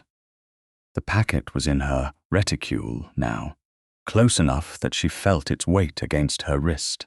The Duke handed her into the carriage with perfect propriety, touching only her gloved fingers.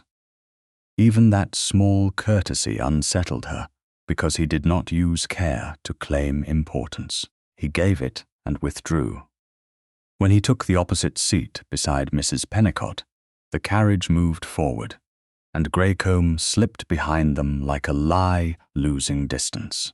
For the first few miles, no one spoke except Mrs. Pennicott, who commented twice on the road and once on the danger of damp air for the lungs. Rosamund watched Hampshire pass in hedges, fields, and cottages with smoke just beginning to rise. She had travelled little beyond local calls, church, and the assembly rooms. Winchester had always sounded to her like a place in other people's lives, a city of bells, bishops, shops, and histories that did not ask permission to exist. The Duke sat with his hat resting on one knee, and his gaze turned toward the window. But she knew his attention was not wandering. It had the quality of a drawn line. "You have not asked me to give you the packet," Rosamund said at last. Mrs. Pennicott looked sharply between them, delighted by restraint and disappointed by the lack of scandal. The Duke turned. "No. Why?" "Because last night you told me why I should not. Most gentlemen dislike being corrected. Most gentlemen have had too much practice being obeyed." His answer was quiet enough to belong only to the carriage, yet it entered Rosamund like warmth through a closed door. She looked down at her reticule. "I was afraid you would think me ungrateful." "I did think it for half a minute," said. "Then I had the discomfort of thinking better." Against herself, she smiled. It was not happiness, not yet. It was the surprise of meeting honesty where pride might have stood. "That sounds unpleasant." "Extremely. I recommend it only when necessary." Mrs. Pennicott coughed into her handkerchief, perhaps to remind them that chaperones had ears. The Duke resumed his silence, but it no longer felt like distance. By late morning, the carriage entered Winchester, where narrow streets carried carts, clerks, errand boys, and women with baskets, and the cathedral rose beyond roofs like a stone memory of England itself. Mrs. Anwen Bell lived near Winchester, close in 2 rooms above a bookseller's widow, reached by a narrow stair that made Mrs. Pennicott complain in whispers, and the Duke lower his head beneath a beam. The old woman who received them was small, nearly transparent with age, and wrapped in a shawl despite the fire. Her hands rested on the arms of her chair like fallen leaves. When Rosamund gave her name, the woman's eyes sharpened with such sudden life that the room seemed to lean nearer. "Ellery?" she said. "Helen's child?" Rosamund could not answer at once. Her throat closed around the word child as if it had been withheld too long. The Duke spoke gently. "Miss Ellery seeks the truth of her mother's marriage to Edmund Kersey. Your name appears in a rector's note." Mrs. Bell looked at him, then at Mrs. Pennicott, then back to Rosamund. "I signed nothing false. I won't begin now. Helen Ellery married Edmund Kersey in the chapel of St. Bartholomew's before God, the rector, Martin Vale, and me. She wore grey, because she had no white gown suitable for the haste of it. But he gave her a ribbon with violets worked at the end, said the colour suited her eyes when she was not crying. Rosamund's hand found the reticule in her lap. He loved her. The question emerged before pride could stop it. Mrs. Bell's face softened into grief. He did. Poor young man was ill, but not foolish. He knew his family would object. He said, a wife should be entered in the Bible, whether the house approved or not. The room blurred. Rosamund blinked until the old woman's face returned. "And after he died," Mrs. Bell's mouth tightened. After he died, Sir Piers came into hope.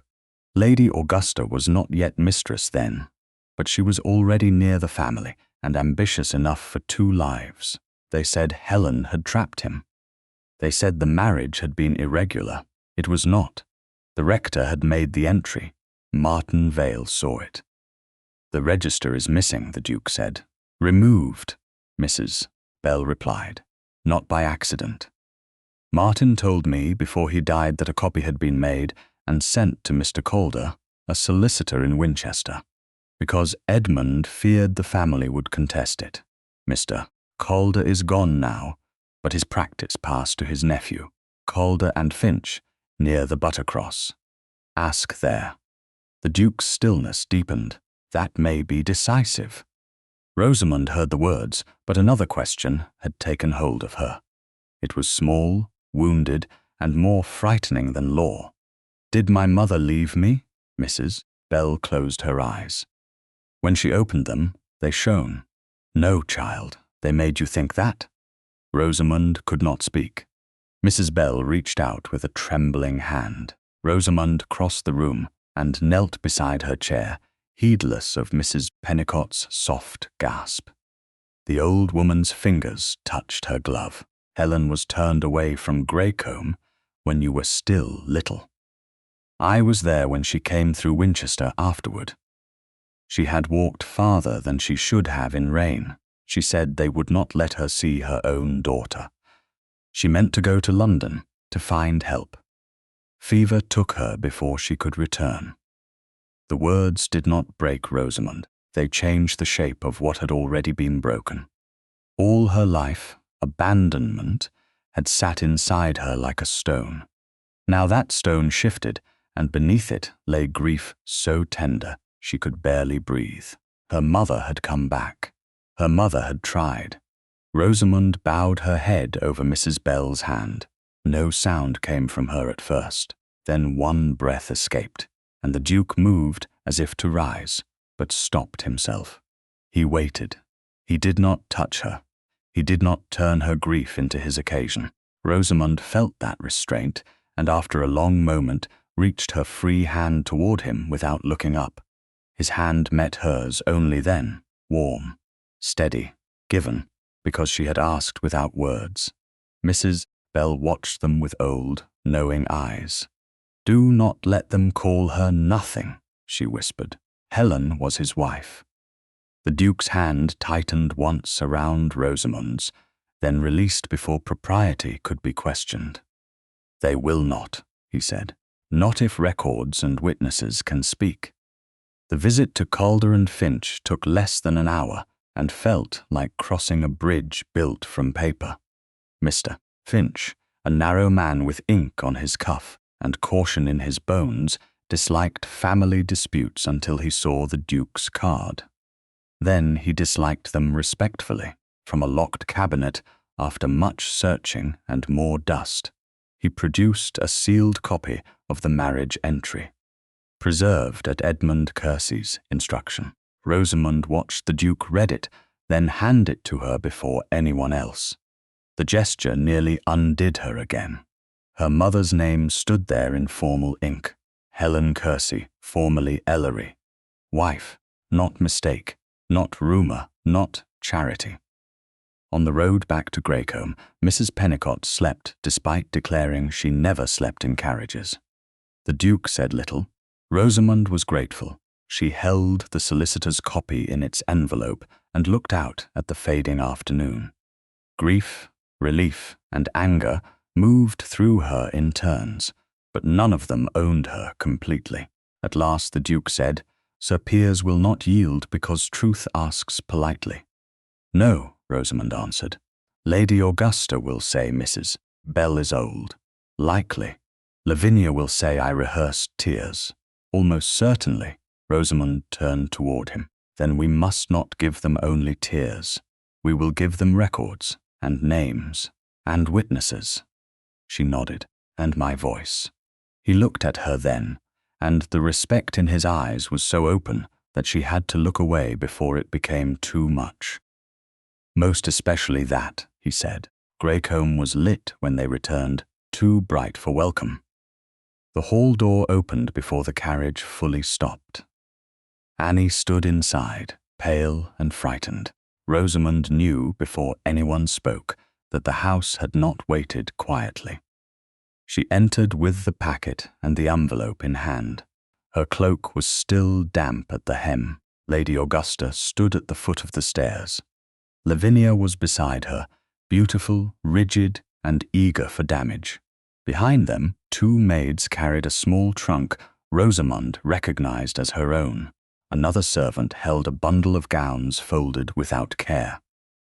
On the landing above, the door to Rosamund's room stood open, empty. Lady Augusta's voice was calm enough to freeze the blood. "You have been busy, Rosamund. So have we." The sight of her belongings in the hall did not strike Rosamund at once as cruelty. At first, it looked almost ordinary.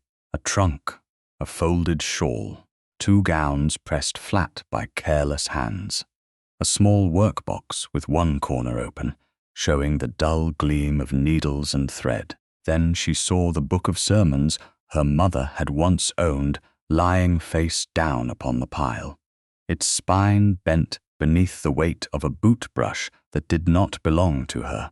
That was when the meaning entered. Lady Augusta had not merely emptied a room. She had made an exhibit of removal. "You had no right," Rosamund said. Her voice sounded calm because the hurt had gone too deep for trembling. Lady Augusta stood beneath the stair lamp, composed as if receiving guests rather than dismissing a young woman whose life had just been rewritten by witnesses and ink. "On the contrary, every room in this house is under my management. I cannot allow disorder to spread from the chapel to the bedchambers." Lavinia moved forward with something held in both hands. Rosamund recognized it before she wanted to. The narrow servant's chair from the dining room had been placed outside her open bedroom door on the landing above, dragged there like a final punctuation mark. Lavinia's smile was all brightness and no warmth. "I thought it might comfort you to have something familiar nearby." The Duke of Harrow-mere looked up at the chair. For a moment, nothing in his face moved. That stillness was more frightening than anger. Sir Piers came out of the library with a glass in hand and a satisfied flush in his cheeks. "Enough drama. Miss Ellery has chosen to go searching through chapels, solicitors' offices, and old women's memories. She may now search for lodging with equal energy." Mrs. Pennicott, still in her travelling cloak, made a small, scandalized sound. Rosamund barely heard it. Her eyes remained on the chair. She had thought the first humiliation had already spent itself. She had not understood that cruelty, when threatened, returned to its favorite language. "I am not leaving tonight," she said. Piers laughed. "You have mistaken evidence for authority." "No," Rosamund answered, lifting the sealed copy from Calder and Finch. "I have mistaken nothing today." Lady Augusta's gaze flickered toward the envelope. It was the smallest movement, but the Duke saw it. "Those documents will be reviewed before witnesses," he said. Sir Piers turned on him. "They will not be reviewed in my house." "Then your house will appear afraid of them." "My house?" Sir Piers set down the glass too sharply upon a side table. "You forget yourself, Harrow-mere." "Rarely." The Duke stepped closer, not between Rosamund and the Curseys this time, but beside her. The difference reached her even through shock. "The solicitor's clerk will arrive behind us with formal copies." "The rector has been asked again. Mrs. Bell's statement is being taken properly. Lady Eastmere and Mrs. Pennicott have already heard enough to understand why silence would now be suspicious." Lady Augusta's expression cooled into calculation. "Then let us have witnesses. I am not afraid of truth." Lavinia glanced at her mother, startled. Sir Piers looked less pleased. "Augusta." "No," Lady Augusta said softly. "We have been too patient. Let Hampshire see what Miss Ellery calls proof. Let them also see what kind of young woman extracts sympathy from aged invalids and dusty clerks." Rosamund understood the tactic at once. If Lady Augusta could not stop the papers from being shown, she would attempt to poison the woman holding them. She would make the room judge Rosamund before it judged the record. The Duke turned to Rosamund, his voice lower. "You do not have to endure another room tonight." The sentence carried no command this time. It waited. That waiting nearly broke her more than pressure would have done. "Dunley Park is open to you," he continued. "Mrs. Pennicott can accompany you. My housekeeper will receive you with every propriety. You may rest while I arrange the inquiry." Lady Augusta gave a faint approving sigh. How generous! Removal would be best for everyone. Rosamund looked from the emptied trunk to the chair on the landing, then to the Duke. "Is it my choice?" "Entirely. Then I choose to stay." His eyes searched hers. "Because you feel forced?" "Because I am finished being sent out of rooms where my name is discussed." Something softened in him, then steadied. "Then I stand with you." Lavinia gave a brittle laugh. How noble! But even his grace cannot turn a poor relation into a lady by standing near her. Rosamund looked at her cousin at last. "No, but he has done what this family refused to do. He stood near me without needing me to be small." Lavinia's face lost colour. Lady Augusta moved before her daughter could answer. "We shall gather in the drawing-room in 1 hour. I will send to Lady Eastmere, Mrs. Alder, and the rector if he can be found sober enough for memory. Since everyone wishes for spectacle, we shall provide one." "Not spectacle," Rosamund said. Correction. The word, once given to her at breakfast, returned now with its own quiet strength. The Duke's gaze warmed for an instant, though he said nothing. The next hour moved like a storm contained behind glass. Servants carried extra chairs into the drawing-room. Lady Augusta sent notes with startling speed. Sir Piers argued in the library until his voice dropped too low to hear. Lavinia passed Rosamund once on the stairs and whispered, "You may win a name and still lose every invitation worth having." Rosamund held the packet closer. Then the invitations were never worth what they cost. In the passage above, she stopped before the open door of her room. The little space looked strangely innocent without her things. The narrow chair stood outside it, exactly where Lavinia had placed it. Rosamund touched the back once, not with affection, with farewell. The wood no longer had power by itself. It was only a chair. The shame had belonged to those who used it. When she returned downstairs, the hall door opened, and a young man in a dark coat stepped inside, carrying a leather document case. The butler looked distressed. "Mr. Finch's clerk, miss," he whispered, before remembering he was not meant to explain anything to her. "With papers from Winchester." Sir Piers strode from the library. "He is not admitted." The clerk stopped, alarmed. "Sir, I was instructed to deliver these to His Grace and Miss Ellery." "You will deliver them outside." The Duke appeared at the drawing-room threshold. "He will enter." Sir Piers's face hardened. "This is not your house." "No. But you have invited witnesses to examine proof you claim does not exist. Refusing the man carrying it would be a regrettable beginning." Lady Eastmere arrived before Sir Piers could reply, followed by Mrs. Alder, pale but determined, and Mrs. Pennicott, who had removed her travel cloak and assumed the air of a woman ready to become history, if necessary. The rector came last, damp about the cuffs and visibly nervous. His eyes went first to Sir Piers, then to the Duke, then to Rosamund. He bowed to her. It was small, everyone saw it. Lady Augusta's drawing-room had never felt less like a place for music, tea, and polished conversation. It had become the room beneath the room, the place where all graceful furniture and good manners waited to learn whether they had been covering truth or rot. Rosamund entered with the chapel packet in one hand and the envelope from Calder and Finch in the other. The Duke did not take either from her. He walked at her side. "You understand," he said quietly, "that after tonight, whatever they say, the old silence is finished." Rosamund looked toward the centre table. It was finished when he opened the book. The butler came in, carrying the Kersey family Bible with both hands. No one spoke as he placed it on the drawing-room table. The brass corners caught the lamplight.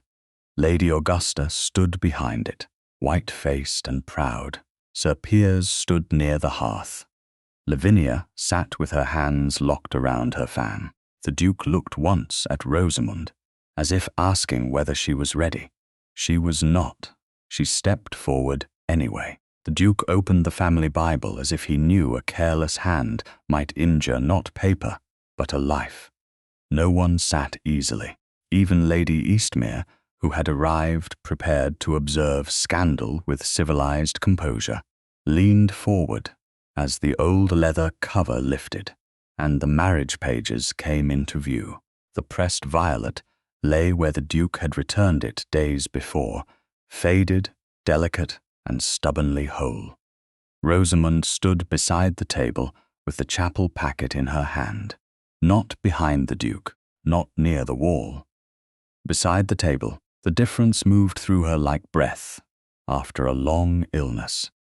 Lady Augusta looked at that arrangement with a face so smooth it had become almost blank. Sir Piers stood by the hearth with one hand resting on the mantel, pretending indifference, and failing in the smallest muscles around his mouth. Lavinia sat near her mother, pale and bright-eyed, her fan clenched shut. The rector, Mr. Havelock, held his hat in both hands and looked like a man who had spent too long fearing the wrong people. The young clerk from Calder and Finch placed his leather case upon a side table and waited for permission to open it. The Duke gave it with a nod. "We shall be brief where facts are clear," he said. "We shall be careful where a name has been treated carelessly." Sir Piers made a low sound, a fine speech for a family curiosity. "No," Rosamund said. Every eye turned to her. Her voice was quiet, but it did not recede. "Not curiosity, my mother." Mrs. Alder, seated near the window, pressed a handkerchief to her lips. The Duke did not smile, yet something in his stillness approved her correction. He turned the Bible toward the witnesses.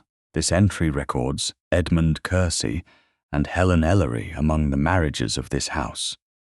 Beneath it is a birth line that has been scraped. The remaining letters correspond with the name Rosamund. Lady Augusta's voice entered smoothly. "Correspondence is not proof. It is suggestion." "Quite," said the Duke. "That is why suggestion is not all we have." He looked to the clerk. "Mr. Sallow, if you please." The clerk opened his case and withdrew a folded document bearing a seal. His hands shook only slightly. "This is a preserved copy from the office of Calder and Finch, solicitors of Winchester, taken from a parish marriage entry at the instruction of Mr. Edmund Kersey." Sir Piers' face tightened. "Allegedly." The clerk looked terrified, but he continued. "It bears Mr. Calder's notation, sir, and the date of receipt. The original copy was held in the firm's strong-box. I was instructed to deliver it to His Grace and Miss Ellery." "Read it," the Duke said. The clerk unfolded the document. His voice was thin at first, then steadier. "Edmund Kersey of Greycombe Hall, Hampshire, bachelor, and Helen Ellery, spinster, were married by license in the chapel of St. Bartholomew's in the presence of Martin Vale and Anwen Bell." The room did not move. It absorbed the words as if they had weight.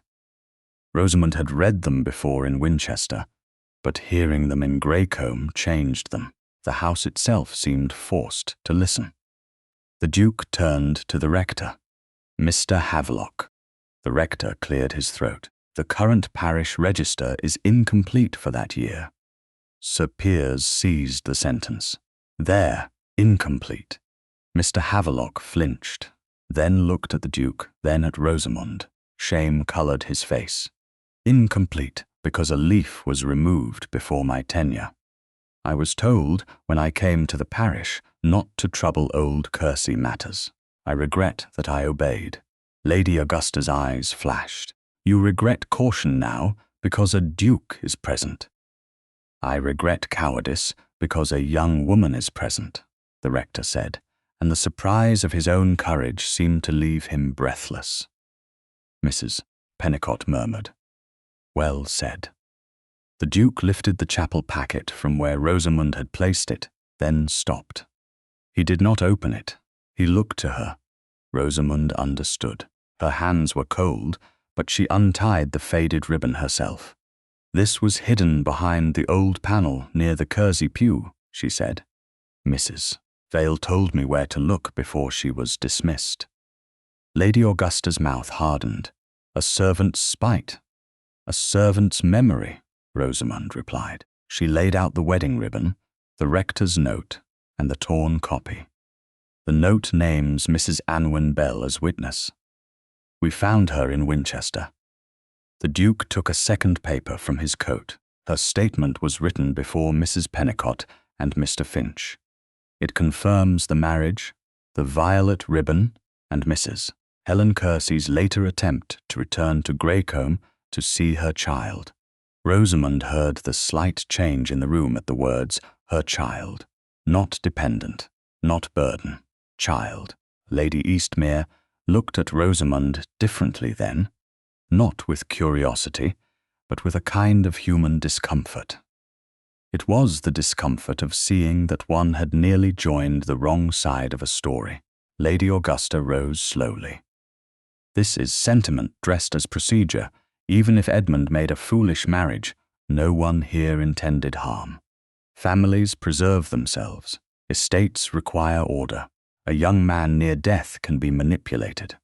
"Careful," the Duke said. It was the first word he had spoken that sounded cold. Lady Augusta lifted her chin. "I will be careful." Helen Ellery was beneath him. Rosamund felt the sentence enter like a blade wrapped in silk. Before the Duke could answer, she did. "And yet he married her." Lady Augusta turned on her. "He pitied her. Then he honoured pity better than you have honoured blood." A silence followed, not shocked this time, but listening. Lavinia stood abruptly. "This is insufferable. Rosamund has made herself the heroine of a tragedy and expects us all to applaud. The chair, the Bible, the poor dead mother. How neatly arranged." The Duke's gaze moved to her. "The chair was arranged by whom, Miss Kersey?" Lavinia froze. "I beg your pardon?" The narrow chair placed beside the sideboard at dinner. The same chair placed outside Miss Ellery's room. Who ordered it? It was household management. Whose? Lavinia's eyes flew to Lady Augusta. No rescue came. The Duke turned slightly.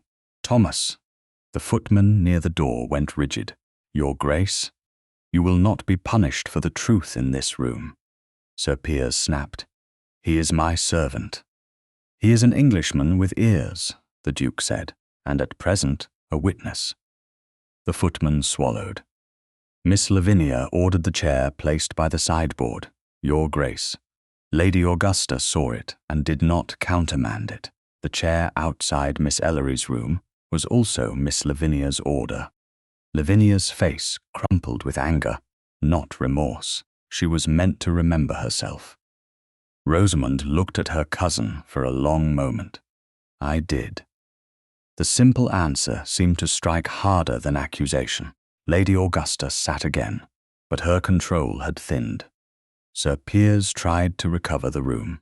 Whatever childish seating arrangements occurred, Settlements and inheritance are not determined by tears. No, the Duke said.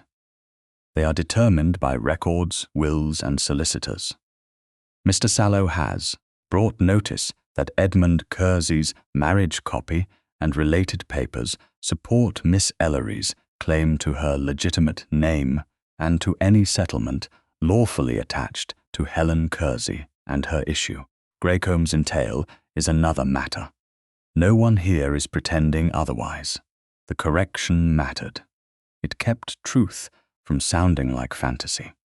Rosamund felt gratitude for that, fierce and unexpected. She did not want a fairy tale made from her mother's grief. She wanted what was real. The Duke continued. Sir Piers, you threatened to send Miss Ellery away without reference. Lady Augusta, you allowed a false accusation of forgery to circulate.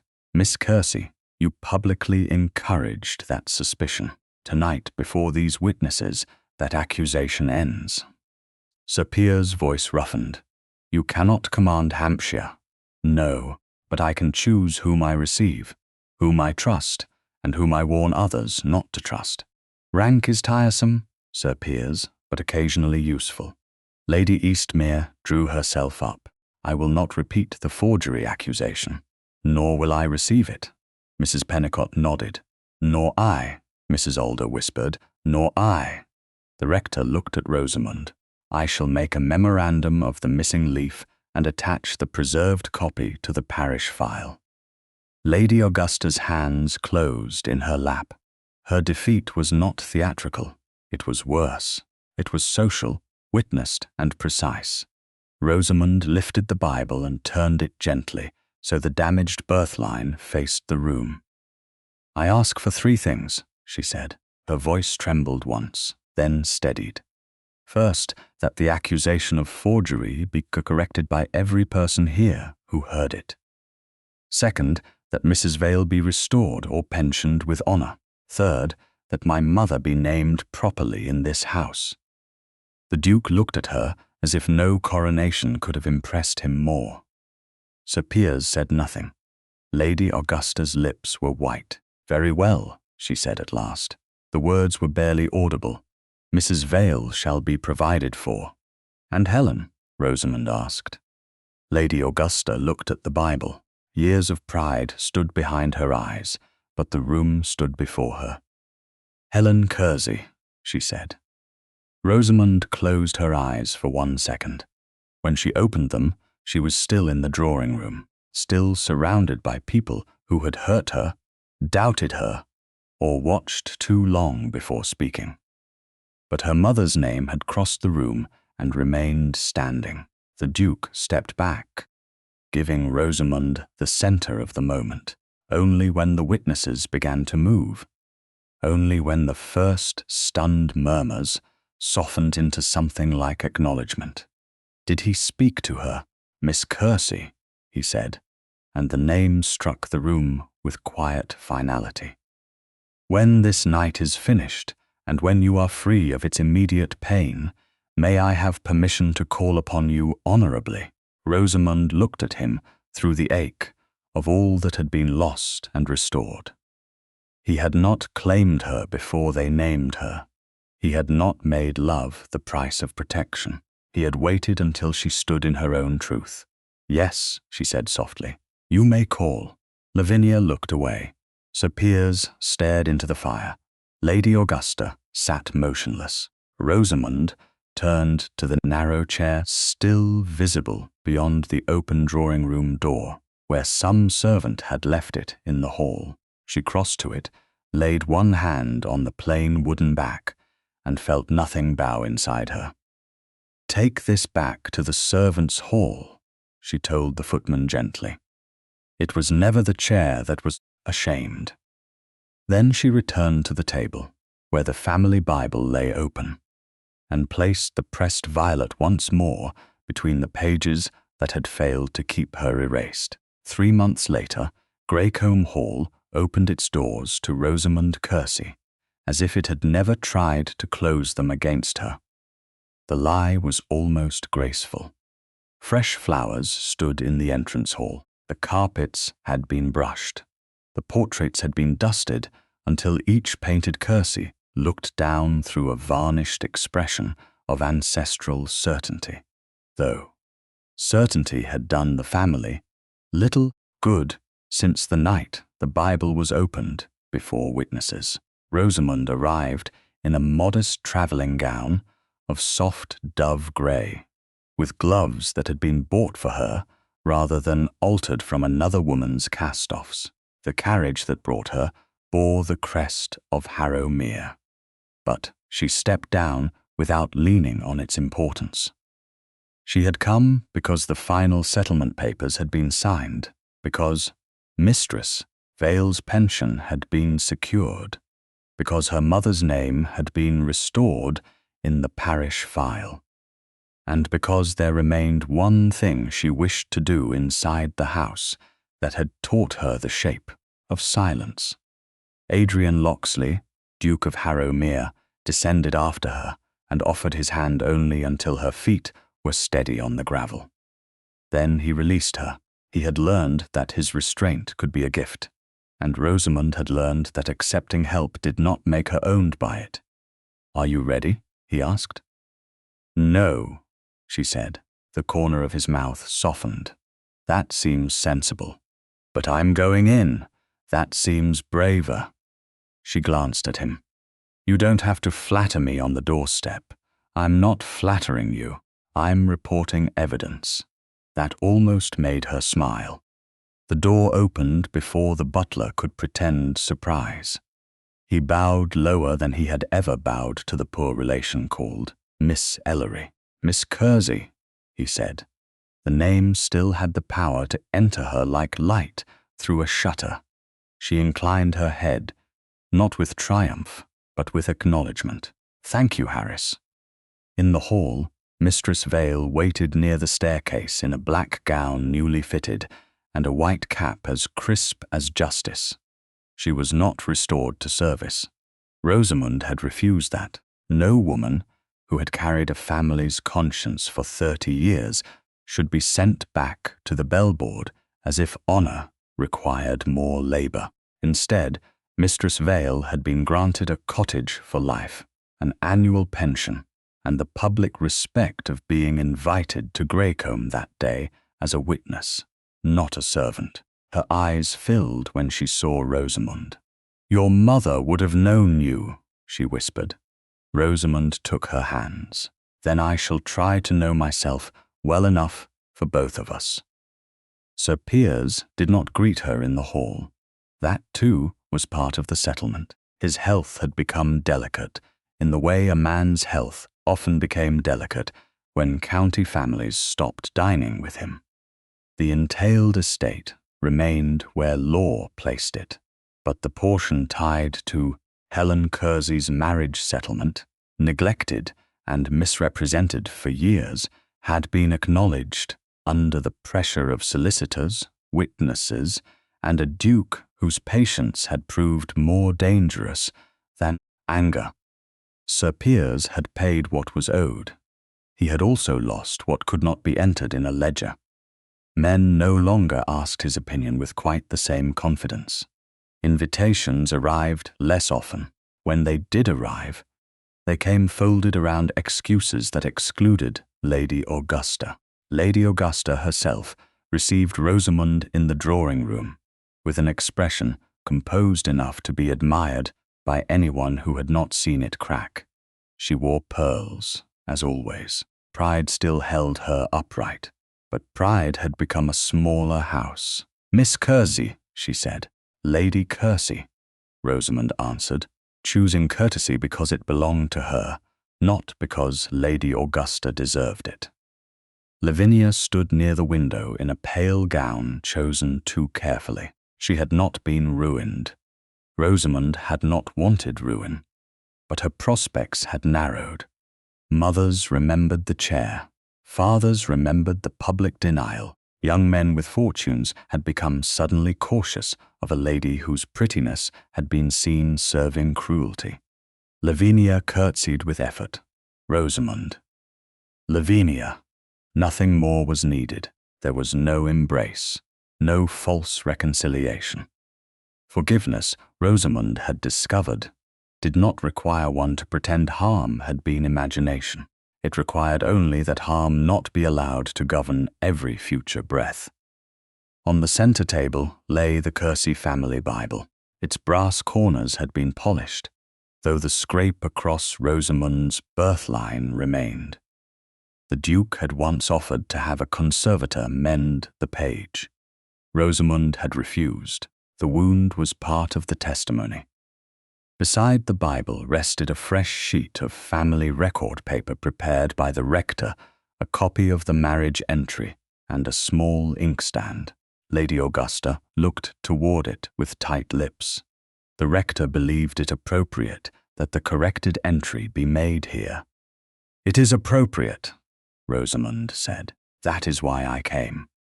Sir Piers entered then, leaning on a cane. He did not need as much as he wished others to believe. His face had thinned, his anger had not. Yet when he saw the Duke standing beside Rosamund and Lady Eastmere seated near the fireplace with Mistress Vale and Mistress Alder, he understood that the room had once again been arranged beyond his control. He said nothing.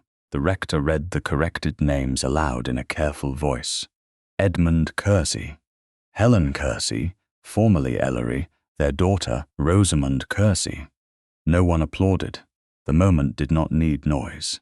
Rosamund stepped forward, dipped the pen, and wrote her name beneath the restored entry.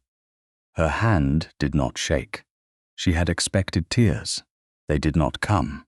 What came instead was a steadiness so deep that it felt almost unfamiliar. When she finished, she placed the pen down and touched the pressed violet that lay between the pages. Its color had faded to a breath of purple, but it had endured, like memory, like love poorly defended but not destroyed. Luncheon was served afterward in the dining room. Lady Augusta, with the discipline of a general surrendering a battlefield, had placed Rosamund in the honored seat beside the Duke. The room noticed. The servants noticed. Lavinia noticed most of all. Rosamund stood behind the chair for one quiet second, then looked toward the lower end of the table where an ordinary chair stood empty in clear afternoon light. "I will sit there," she said. Lady Augusta's mouth tightened. "That is not necessary." "I know." The Duke watched her with a warmth he did not try to hide. "Then why choose it?" Rosamund looked at the table that had once measured her worth in inches of distance from the sideboard, because now it is a choice. She took the lower chair, not in defeat but in freedom. Conversation began awkwardly, then settled into something restrained and survivable. No one spoke of charity. No one called her dependent. No one mentioned forgery. That, too, was justice. Not all justice thundered. Some of it sat through luncheon without permitting old lies to return. By late afternoon, the Duke carried the family Bible himself to the Harrow-mere carriage, not as possession, but as safekeeping agreed upon by rector, solicitor, and Rosamund. It would remain at Dunley Park until a proper family cabinet could be prepared and duplicate records placed where no single hand could hide them again. Before entering the carriage, Rosamund looked back at Greycombe Hall. It was still beautiful. That no longer confused her. Beautiful things could be cruel. Cruel places could still contain proof. "You are quiet," Adrian said once they were on the road, with Mistress Vale following in the second carriage to her cottage. "I was thinking that I do not hate it as much as I expected." Greycombe? The past. He waited. She had come to love that about him. He never hurried the truth from her. "It still hurts," she said, "but it no longer explains all of me." His hand rested on the seat between them, not reaching, only present. She placed her fingers over his. "When I first saw you," he said, "you were seated where no gentlewoman should have been placed. and you looked more a lady than anyone who had put you there." Her breath caught softly. "You loved me then?" "No, I noticed you then." Respect came next. Anger on your behalf came rather quickly. Love arrived when you refused to let my protection become another locked door. That's an inconvenient way to fall in love. I have found convenience overrated. Months later still, on the morning before their wedding, Rosamund opened the Bible at Dunley Park and wrote one final line, beneath her restored name, not a correction this time, but a promise, Rosamund Kersey, to wed Adrian Loxley, Duke of Harrow-mere. She left space for the future because she was no longer afraid of blank pages. Then she laid the pressed violet between the leaves where her mother's marriage had once been hidden. The flower did not look like a wound anymore. It looked like a marker, small and faithful, keeping the place where one life had been stolen, found, and returned.